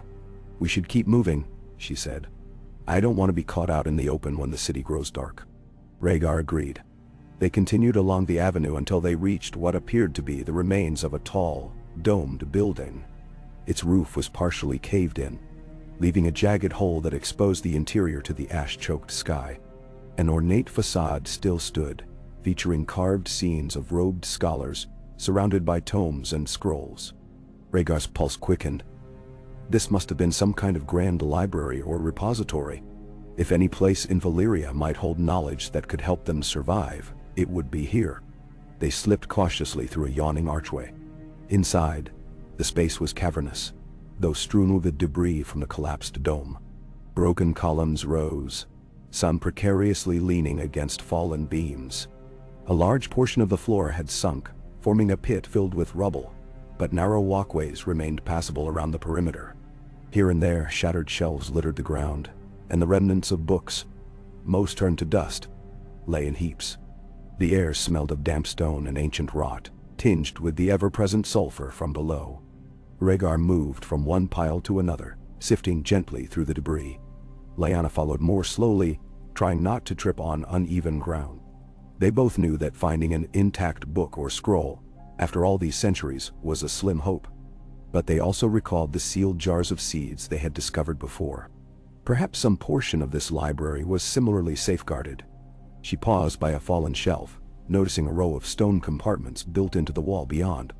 Each compartment had a small metal door, many of which hung ajar. Something about them reminded her of vaults for precious scrolls or documents. The metal was tarnished, each door adorned with swirling glyphs. Heart quickening, she motioned Rhaegar over. He arrived, carefully stepping around cracked floor tiles that threatened to give way. Together, they tested the nearest compartment. Its door screeched in protest, but swung open to reveal a hollow space that was, sadly, empty. They moved to the next. Inside lay a small cylinder, fashioned of metal so corroded it was barely recognizable. Rhaegar pried it out, and as he did, the container crumbled, releasing a fine powder. Whatever had been stored there was lost. A sense of disappointment settled over them, but they pressed on. One compartment after another, most either empty or containing only blackened scraps. The library's secrets, it seemed, had turned to ash alongside its civilization. At last, near the far end of the stone compartments, they found one whose door refused to open even with force. Rhaegar examined the hinges, a complex mechanism, almost hidden in the ornate carvings. He tested the door, but it remained firmly locked. Determined, he slid the knife's tip around the seam, feeling for any hidden latch. The ancient mechanism resisted. Lyanna stood guard, her gaze flicking over the collapsed domes above. She was acutely aware of how vulnerable they were in this open space. The hush pressed in, broken only by their breathing. Finally, with a grunt of effort, Rhaegar managed to find what felt like a locking pin near the top. He wiggled it free, and the door gave a soft click.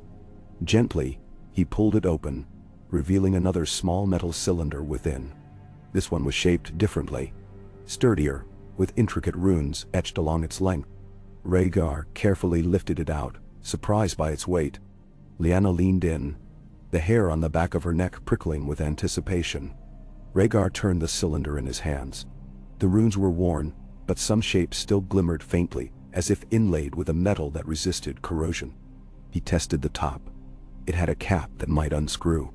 Before attempting to open it, he examined the object carefully, wary of traps or curses. Valyria was known for its dark sorceries as much as its wonders. Lyanna watched him in tense silence, one hand on her belly, as if to steady the child within. Deciding it was worth the risk, Rhaegar slowly twisted the cap. It loosened with a scraping sound. He pulled it free, revealing a tightly rolled piece of material inside. Not parchment. It looked more durable, like treated leather or vellum that had been sealed with wax. Heart pounding, he eased the roll out of the cylinder. The centuries had stained it dark, but it remained intact. With great care, he unrolled it on a nearby slab of fallen stone. A swirl of symbols unfurled, scrawled in dark ink that had faded but not vanished. Lyanna peered over Rhaegar's shoulder. She recognized the curling shapes of Valyrian glyphs, though neither of them could read them fluently. Still, the sense of significance was palpable. Some sections of text were accompanied by rudimentary diagrams. circles within circles, lines that might represent the flow of energy, or perhaps the geometry of star alignments. A stylized dragon's head featured prominently in one illustration, ringed by smaller glyphs that resembled flames or runes of warding. Rhaegar's mind raced. Was this a record of spells, or forging techniques, or something else entirely? He had read enough old Targaryen tomes to know that the Valyrians blended magic and craftsmanship so seamlessly that their records often defied easy interpretation. Lyanna traced a faint line of the script with her fingertip, careful not to damage the ancient ink. "We can't read it," she murmured, "but there might be pictures, or something that gives us clues." Rhaegar nodded, flipping gently to the next portion of the scroll. More glyphs, more diagrams. One depiction looked like a large basin with flames beneath it, perhaps a forge. Lines radiated from the basin to a ring of dragon symbols. Another image showed a humanoid figure with arms raised, arcs of energy swirling around them. The artistry was rough, but it conveyed the sense of some great ritual. Lyanna felt the hair on her arms stand on end. They lingered longer than they intended, captivated by the scroll. Darkness edged the sky through the dome's gaping hole. Lyanna's legs ached, and she realized she had been standing too long. Rhaegar sensed her fatigue. He carefully re-rolled the scroll, slipped it back into the cylinder, and fastened the cap. Then he placed the cylinder in a pouch at his side, determined to keep it safe until they could study it further. "We should go," he said. "We can't stay here tonight." Lyanna nodded, relief mingling with curiosity. She felt a spark of excitement that she hadn't known for some time. This find, cryptic as it was, might be a piece of the puzzle they needed to survive, or at least to understand Valyria's hidden powers. But for now, they had to hurry back before the city's night brought a new wave of terrors. They retraced their steps along the monumental avenue, past the broken statues. The gloom thickened. The overhead glow of molten fissures painted the sky with sullen oranges and reds. Shadows stretched across the ruins like grasping hands. At one point, they heard a distant roar, low, echoing, neither wholly human nor purely beast. Instinctively, Rhaegar put an arm around Lyanna's shoulders, guiding her more quickly. She pressed a hand to her belly, urging the child to remain still and calm. Her heart thumped, every sense on alert. The city felt more alive by night, as though unseen watchers prowled the labyrinth. They did not speak until they reached the relative familiarity of their own district, edging around the collapsed pillars that signaled their approach. The hush of the courtyard greeted them. Relief washed over Lyanna to see their ragged plants still standing beneath the open sky. No sign of disturbance. Rhaegar kept a watchful eye until they were safely indoors, easing the heavy rubble that served as a makeshift door behind them. Inside, they relit the fire, adding enough wood to banish the chill that crept in after sunset. Lyanna lowered herself onto the pallet of old tapestries, wincing as her spine complained. Rhaegar helped her out of her cloak, fingers gentle on her shoulders. She let her head rest against the wall, breath coming in shallow puffs. The day had been long, but fruitful. He glanced at her with concern. "Are you all right?" he asked softly, brushing her hair aside to peer at her face. She gave a tired nod. "Just exhausted." The child was restless in there. "I might be close to my time." A flicker of apprehension crossed Rhaegar's features, but he steadied himself. They had known the birth was approaching, yet the reality still stirred anxiety. So much was unknown. He pressed a kiss to her brow and began to prepare a small meal. In the firelight, as water warmed in their dented pot, Rhaegar retrieved the metal cylinder from his pouch. He set it carefully on a flat stone near the hearth. Lyanna watched it glimmer in the flickering light, the runes seeming to shift. "Whatev's in that scroll," she murmured. "It felt powerful.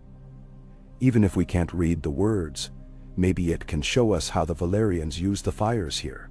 Maybe there's a safer place to go, or a method for forging something that could protect us." Rhaegar nodded, stirring bits of dried crab into the heating water. "I recall reading that ancient Valyrians encoded knowledge in images," he said. "They believed in the potency of symbols, that each glyph carried a fraction of magical essence. Perhaps if we can interpret the pictures, we'll glean something valuable. But I'm wary. Valyrian magic is rumored to be destructive and unpredictable. We don't want to unleash more danger on ourselves. He paused, glancing at Lyanna's belly. Especially now. She managed a faint smile. We'll be cautious.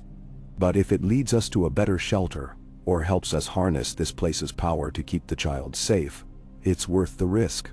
Namapuduar. They settled to eat, the soup as meager as always, tinged with the saltiness of crab, and the acrid flavor of heated sulfur in the air. Yet it soothed Lyanna's grumbling stomach. When she finished, she leaned back, letting her eyelids droop. Rhaegar remained by the fire, studying the cylinder, occasionally running a thumb over the etched runes. The hush between them was companionable, the soft crackle of flames a barrier against the city's haunting silence. After a time, Rhaegar placed the cylinder aside. He rose, moved to Lyanna's side, and helped her lie more comfortably on the bedding. She let out a low sigh of gratitude as she eased onto her side. Her back throbbed, but his hand tracing circles there brought momentary relief. She closed her eyes, listening to his breath. The days of flight across Westeros felt like a distant past, overshadowed by the immediate hardships of Valyria. But her choice still thrummed in her heart. She had left behind a life she hated, a betrothal she never wanted, a future bound by other men's rules. Here, despite the terror and hunger, she was free. Free to love him, free to raise a child according to her own heart's desire. Rhaegar's voice broke the silence.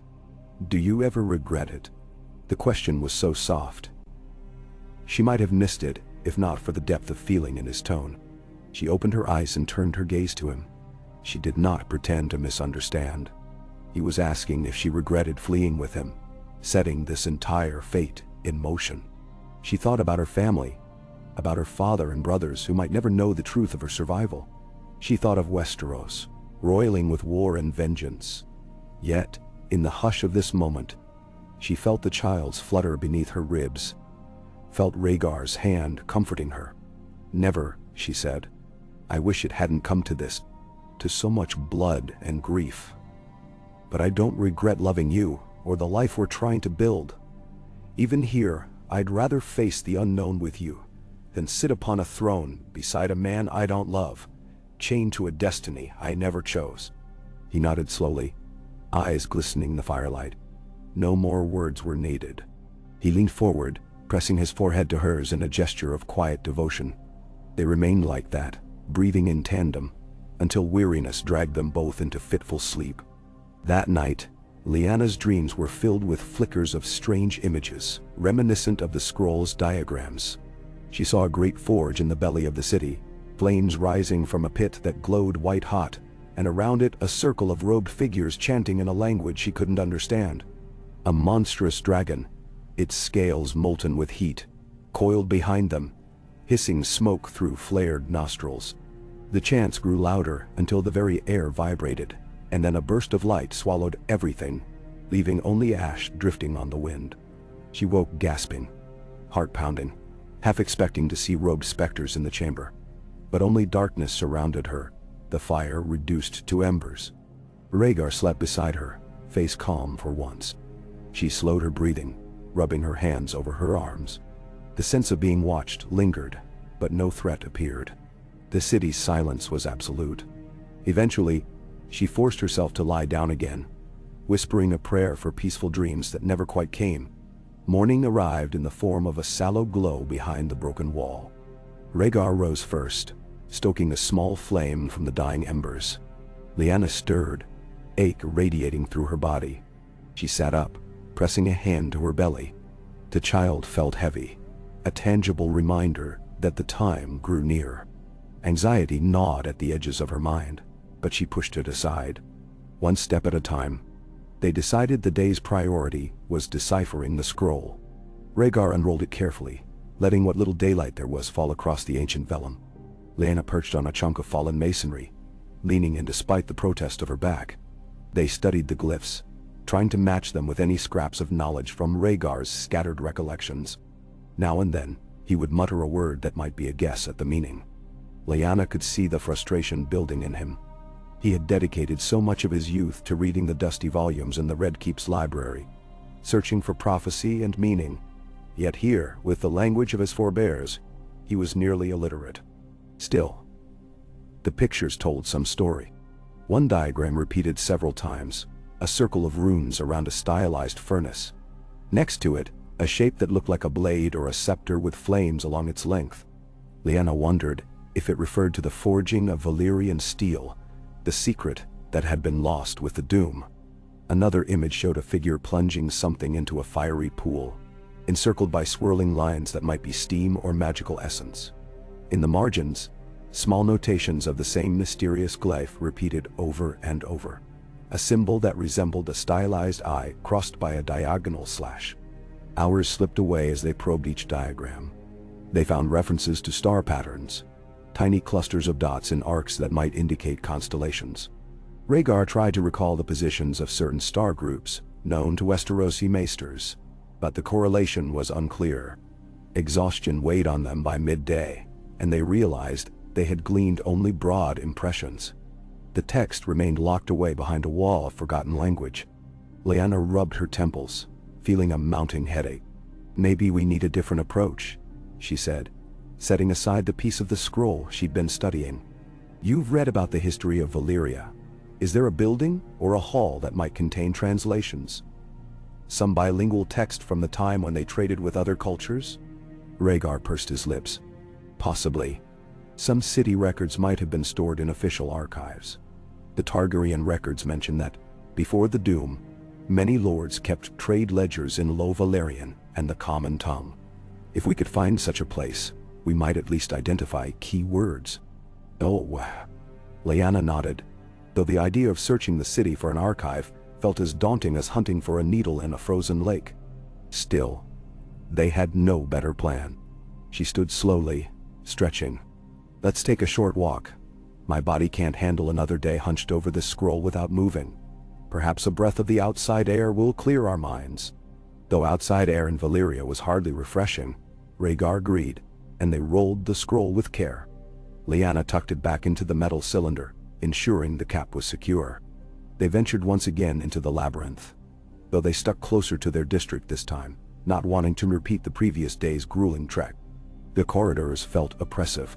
Each gust of wind carried the odor of sulfur.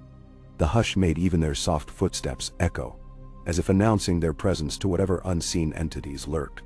Lyanna found her mind wandering to the moment of childbirth, imagining the searing pain, the necessity to remain calm in a place with no midwife's aid. The prospect frightened her more than she cared to admit. She had seen horses foal back in Winterfell, had heard women speak of the danger in bearing children.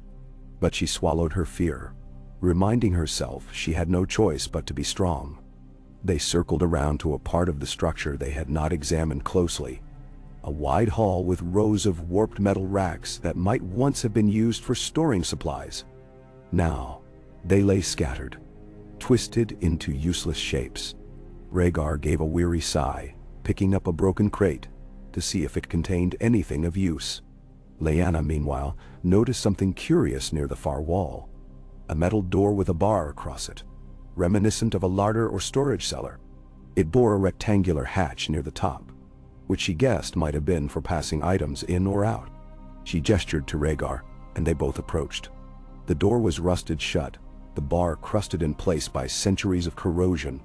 With careful effort, they began prying at it. Chunks of rust flaked away, rattling on the stone floor.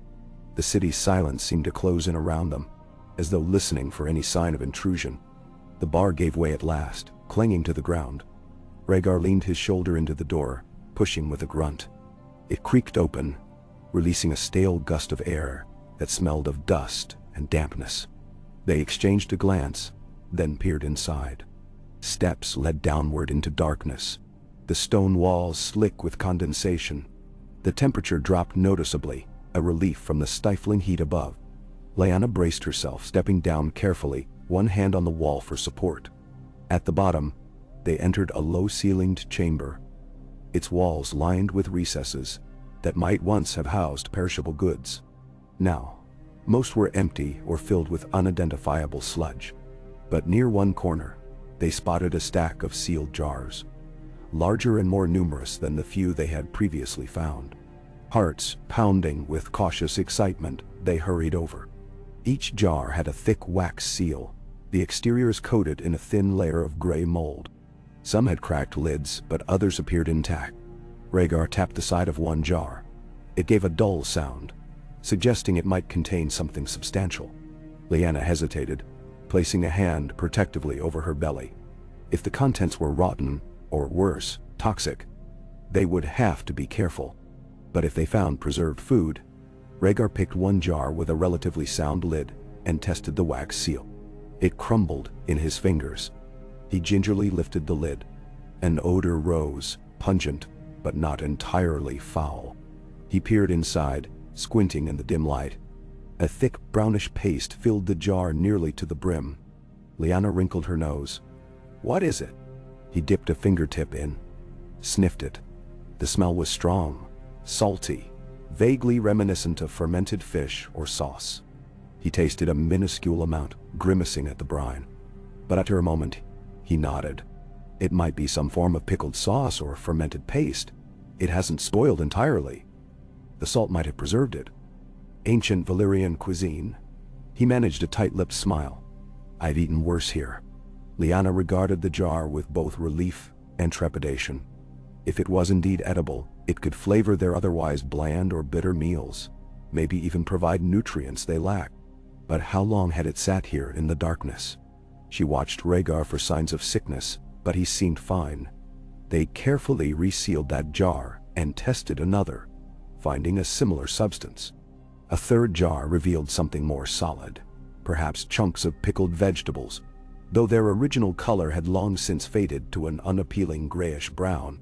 They decided to take a few jars back to their shelter, test them in small amounts over time, and see if they could stomach the results.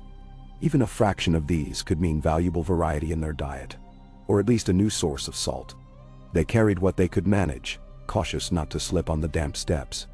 Once above ground, the heat engulfed them again, making the cold sweat on their skin prickle.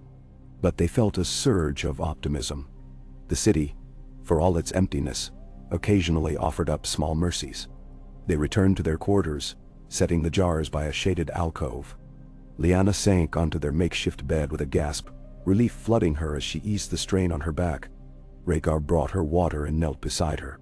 She took several deep sips, feeling the liquid course through her overheated body. Then she looked at him, sensing the question in his eyes.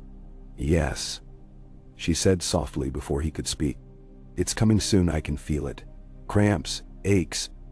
I don't think I have many days left." His face paled, though he tried to mask his fear. "Then I'll do whatever I must to make this place ready.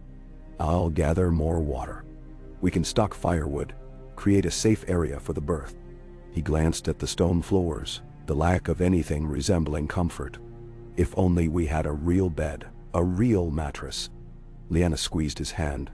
"We'll use the tapestries. They're soft enough if layered. The rest, we can manage." She hesitated, then looked into his eyes. "I don't know how it will go. I'm afraid, Rhaegar." His throat bobbed, and he pulled her hand to his cheek, kissing it gently. "I'm afraid too, but we'll face it." In his gaze, she read the same determination that had carried him through battles and betrayals. Here, he was no longer the heir to a throne, no longer a prince weighed down by prophecy. He was simply a man fighting to protect the woman he loved and the child they had made together. They spent the next few days in a flurry of preparation. Rhaegar harvested additional driftwood and broken beams to ensure a steady supply of fuel for the fire. He tested the newly discovered jars by stirring a small portion of their contents into hot water, with a bit of their bitter vegetables. The taste was sharp and salty, not pleasant, but not enough to make either of them ill. Encouraged, they sealed the jars carefully to keep out as much ash as possible. Lyanna conserved her energy, pacing the courtyard, tending the plants. Each day, she sang softly to them, a habit she'd begun since their first sprouts. Sometimes the tune was a lullaby from the north. Sometimes a half-remembered ballad Rhaegar once played on his harp. She didn't know if the plants thrived on her voice, or if she simply comforted herself with the act. But she had read that gentle words could coax life to grow. She spoke to the unborn child as well, pressing a hand to her abdomen, telling it stories of Winterfell's cold halls and the people who shaped her youth. She spoke of her brothers, of their stern father, of Ned's quiet kindness. Bittersweet memories, but they connected her to a world beyond these black stones. At night, the city sometimes groaned, as if shifting in its slumber. Distant jets of steam burst from the ground, their roar echoing among the ruins. The roars from unknown creatures continued sporadically, though they never came close enough for Lyanna and Rhaegar to see their source. They lit their fire and kept vigil. Lyanna found herself lying awake, her hands restless on her belly, wondering if the child sensed the pulsing energy of this place, if it would be marked somehow by the city's haunting power. On the night it began, she felt a strong contraction tear through her abdomen, so sudden it stole her breath. She gasped, nearly doubling over. Rhaegar, who had been stirring the coals, rushed to her side. She clutched at him, eyes wide, the wave of pain unlike any she had known. He murmured assurances, helping her breathe through it. When it passed, they exchanged fearful glances. There was no mistaking what was happening. They prepared quickly, spreading layers of tapestries near the fire, warming water in the pot, laying out cloth for swaddling. Lyanna felt tremors of dread and excitement. Her body trembled as another contraction rippled, this one longer, intensifying with each second. She bit down on a folded cloth to stifle a scream. Rhaegar steadied her, pressing a cool hand to her forehead. The city's oppressive heat felt magnified tenfold, sweat beading on her skin. Steam hissed from a crack in the wall, and outside, something howled. A noise she barely registered through her own moans. Time lost its meaning. The pains came in waves, each stronger than the last. Rhaegar urged her to push, his voice trembling but earnest.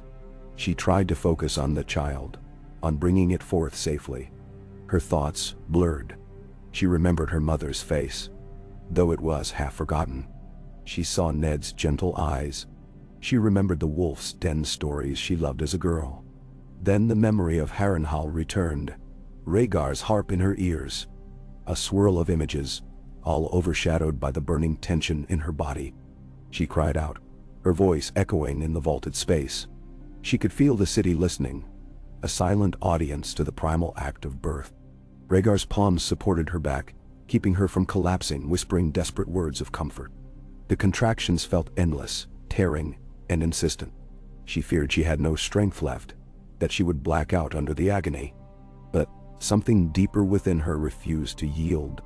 She was a Stark, with winter's resilience in her bones, and she was mother to a child of dragon's blood, whose very life demanded that she fight. At last, with one final wrenching push, she felt the release. A thin wail broke the suffocating stillness. Lyanna collapsed backward, chest heaving. Her vision swam, the world reduced to black spots and flickers of firelight. She vaguely sensed Rhaegar cradling something small and wriggling. She heard his voice break into sobs of disbelief and relief. She forced her eyes open, breath ragged, and saw him place a newborn, slick, red, screaming, into her arms. Emotions surged inside her, overwhelming pain and exhaustion alike. She clutched the infant to her chest. In the flicker of the flames, she saw the child's small face, eyes squeezed shut as it wailed for breath, a tuft of pale hair matted to its scalp. Her tears flowed freely, unstoppable. Rhaegar held both of them, pressing his forehead to hers, tears shining on his cheeks. For a moment, the city's gloom vanished, overshadowed by the fierce light of new life. They cleaned the baby with water from the warmed pot. Rhaegar severed the cord with trembling hands, tied it carefully, then wrapped the child in the strips of cloth he'd prepared. Lyanna felt as though her body had been torn in two, but the rush of emotion at holding her son, yes, a boy, kindled a strength she hadn't known she possessed. She touched his cheek with a shaking hand, whispering hushed words of love, every breath laced with a gratitude that soared above the city's ruin. Rhaegar helped her onto a cleaner portion of tapestry, propping her up gently. The afterbirth followed, and he disposed of it in a corner, uncertain of the proper rites, but knowing they had to keep this space sanitary. Lyanna gazed at the child's face, marveling at the faint down of silver hair. He quieted somewhat, issuing only soft whimpers now. She guided him to her breast, uncertain, fumbling, but nature asserted itself. The child latched, the sudden tug sending a wave of relief and wonder through her. She closed her eyes, tears slipping down her face. Rhaegar knelt beside her, arms around them both, no words possible beyond the catch in his throat. Outside, the city continued its slow respiration, steam and ash, and the hush of molten chambers.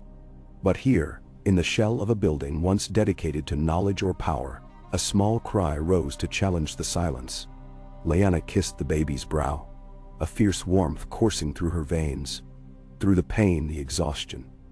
She felt a sense of miraculous triumph. Against all odds, in a land of death and fire, life had emerged. The child was living proof that love might conquer even the most desolate realms. Lyanna looked at Rhaegar, saw his tear-streaked face mirroring her own awe. She breathed the baby's soft scent, overwhelmed by the magnitude of their accomplishment. They huddled together, a family now, forging a new bond that transcended lineage and prophecy. For a time, nothing else existed. Not the Targaryen destiny, not the ghosts of war, not the city's cursed legacy. Only the tender reality of a newborn's breath against Lyanna's skin, and the knowledge that they had survived. She felt Rhaegar's heartbeat, strong and steady, as he whispered, voice raw, "We have a son." She let those words settle like a benediction. Her eyelids drooped, and she allowed herself at last to drift into a sleep more profound than any she had known. Outside, ash drifted from the sky, and somewhere in the depths of Valyria, flames raged in hidden furnaces. But they were safe, for this moment.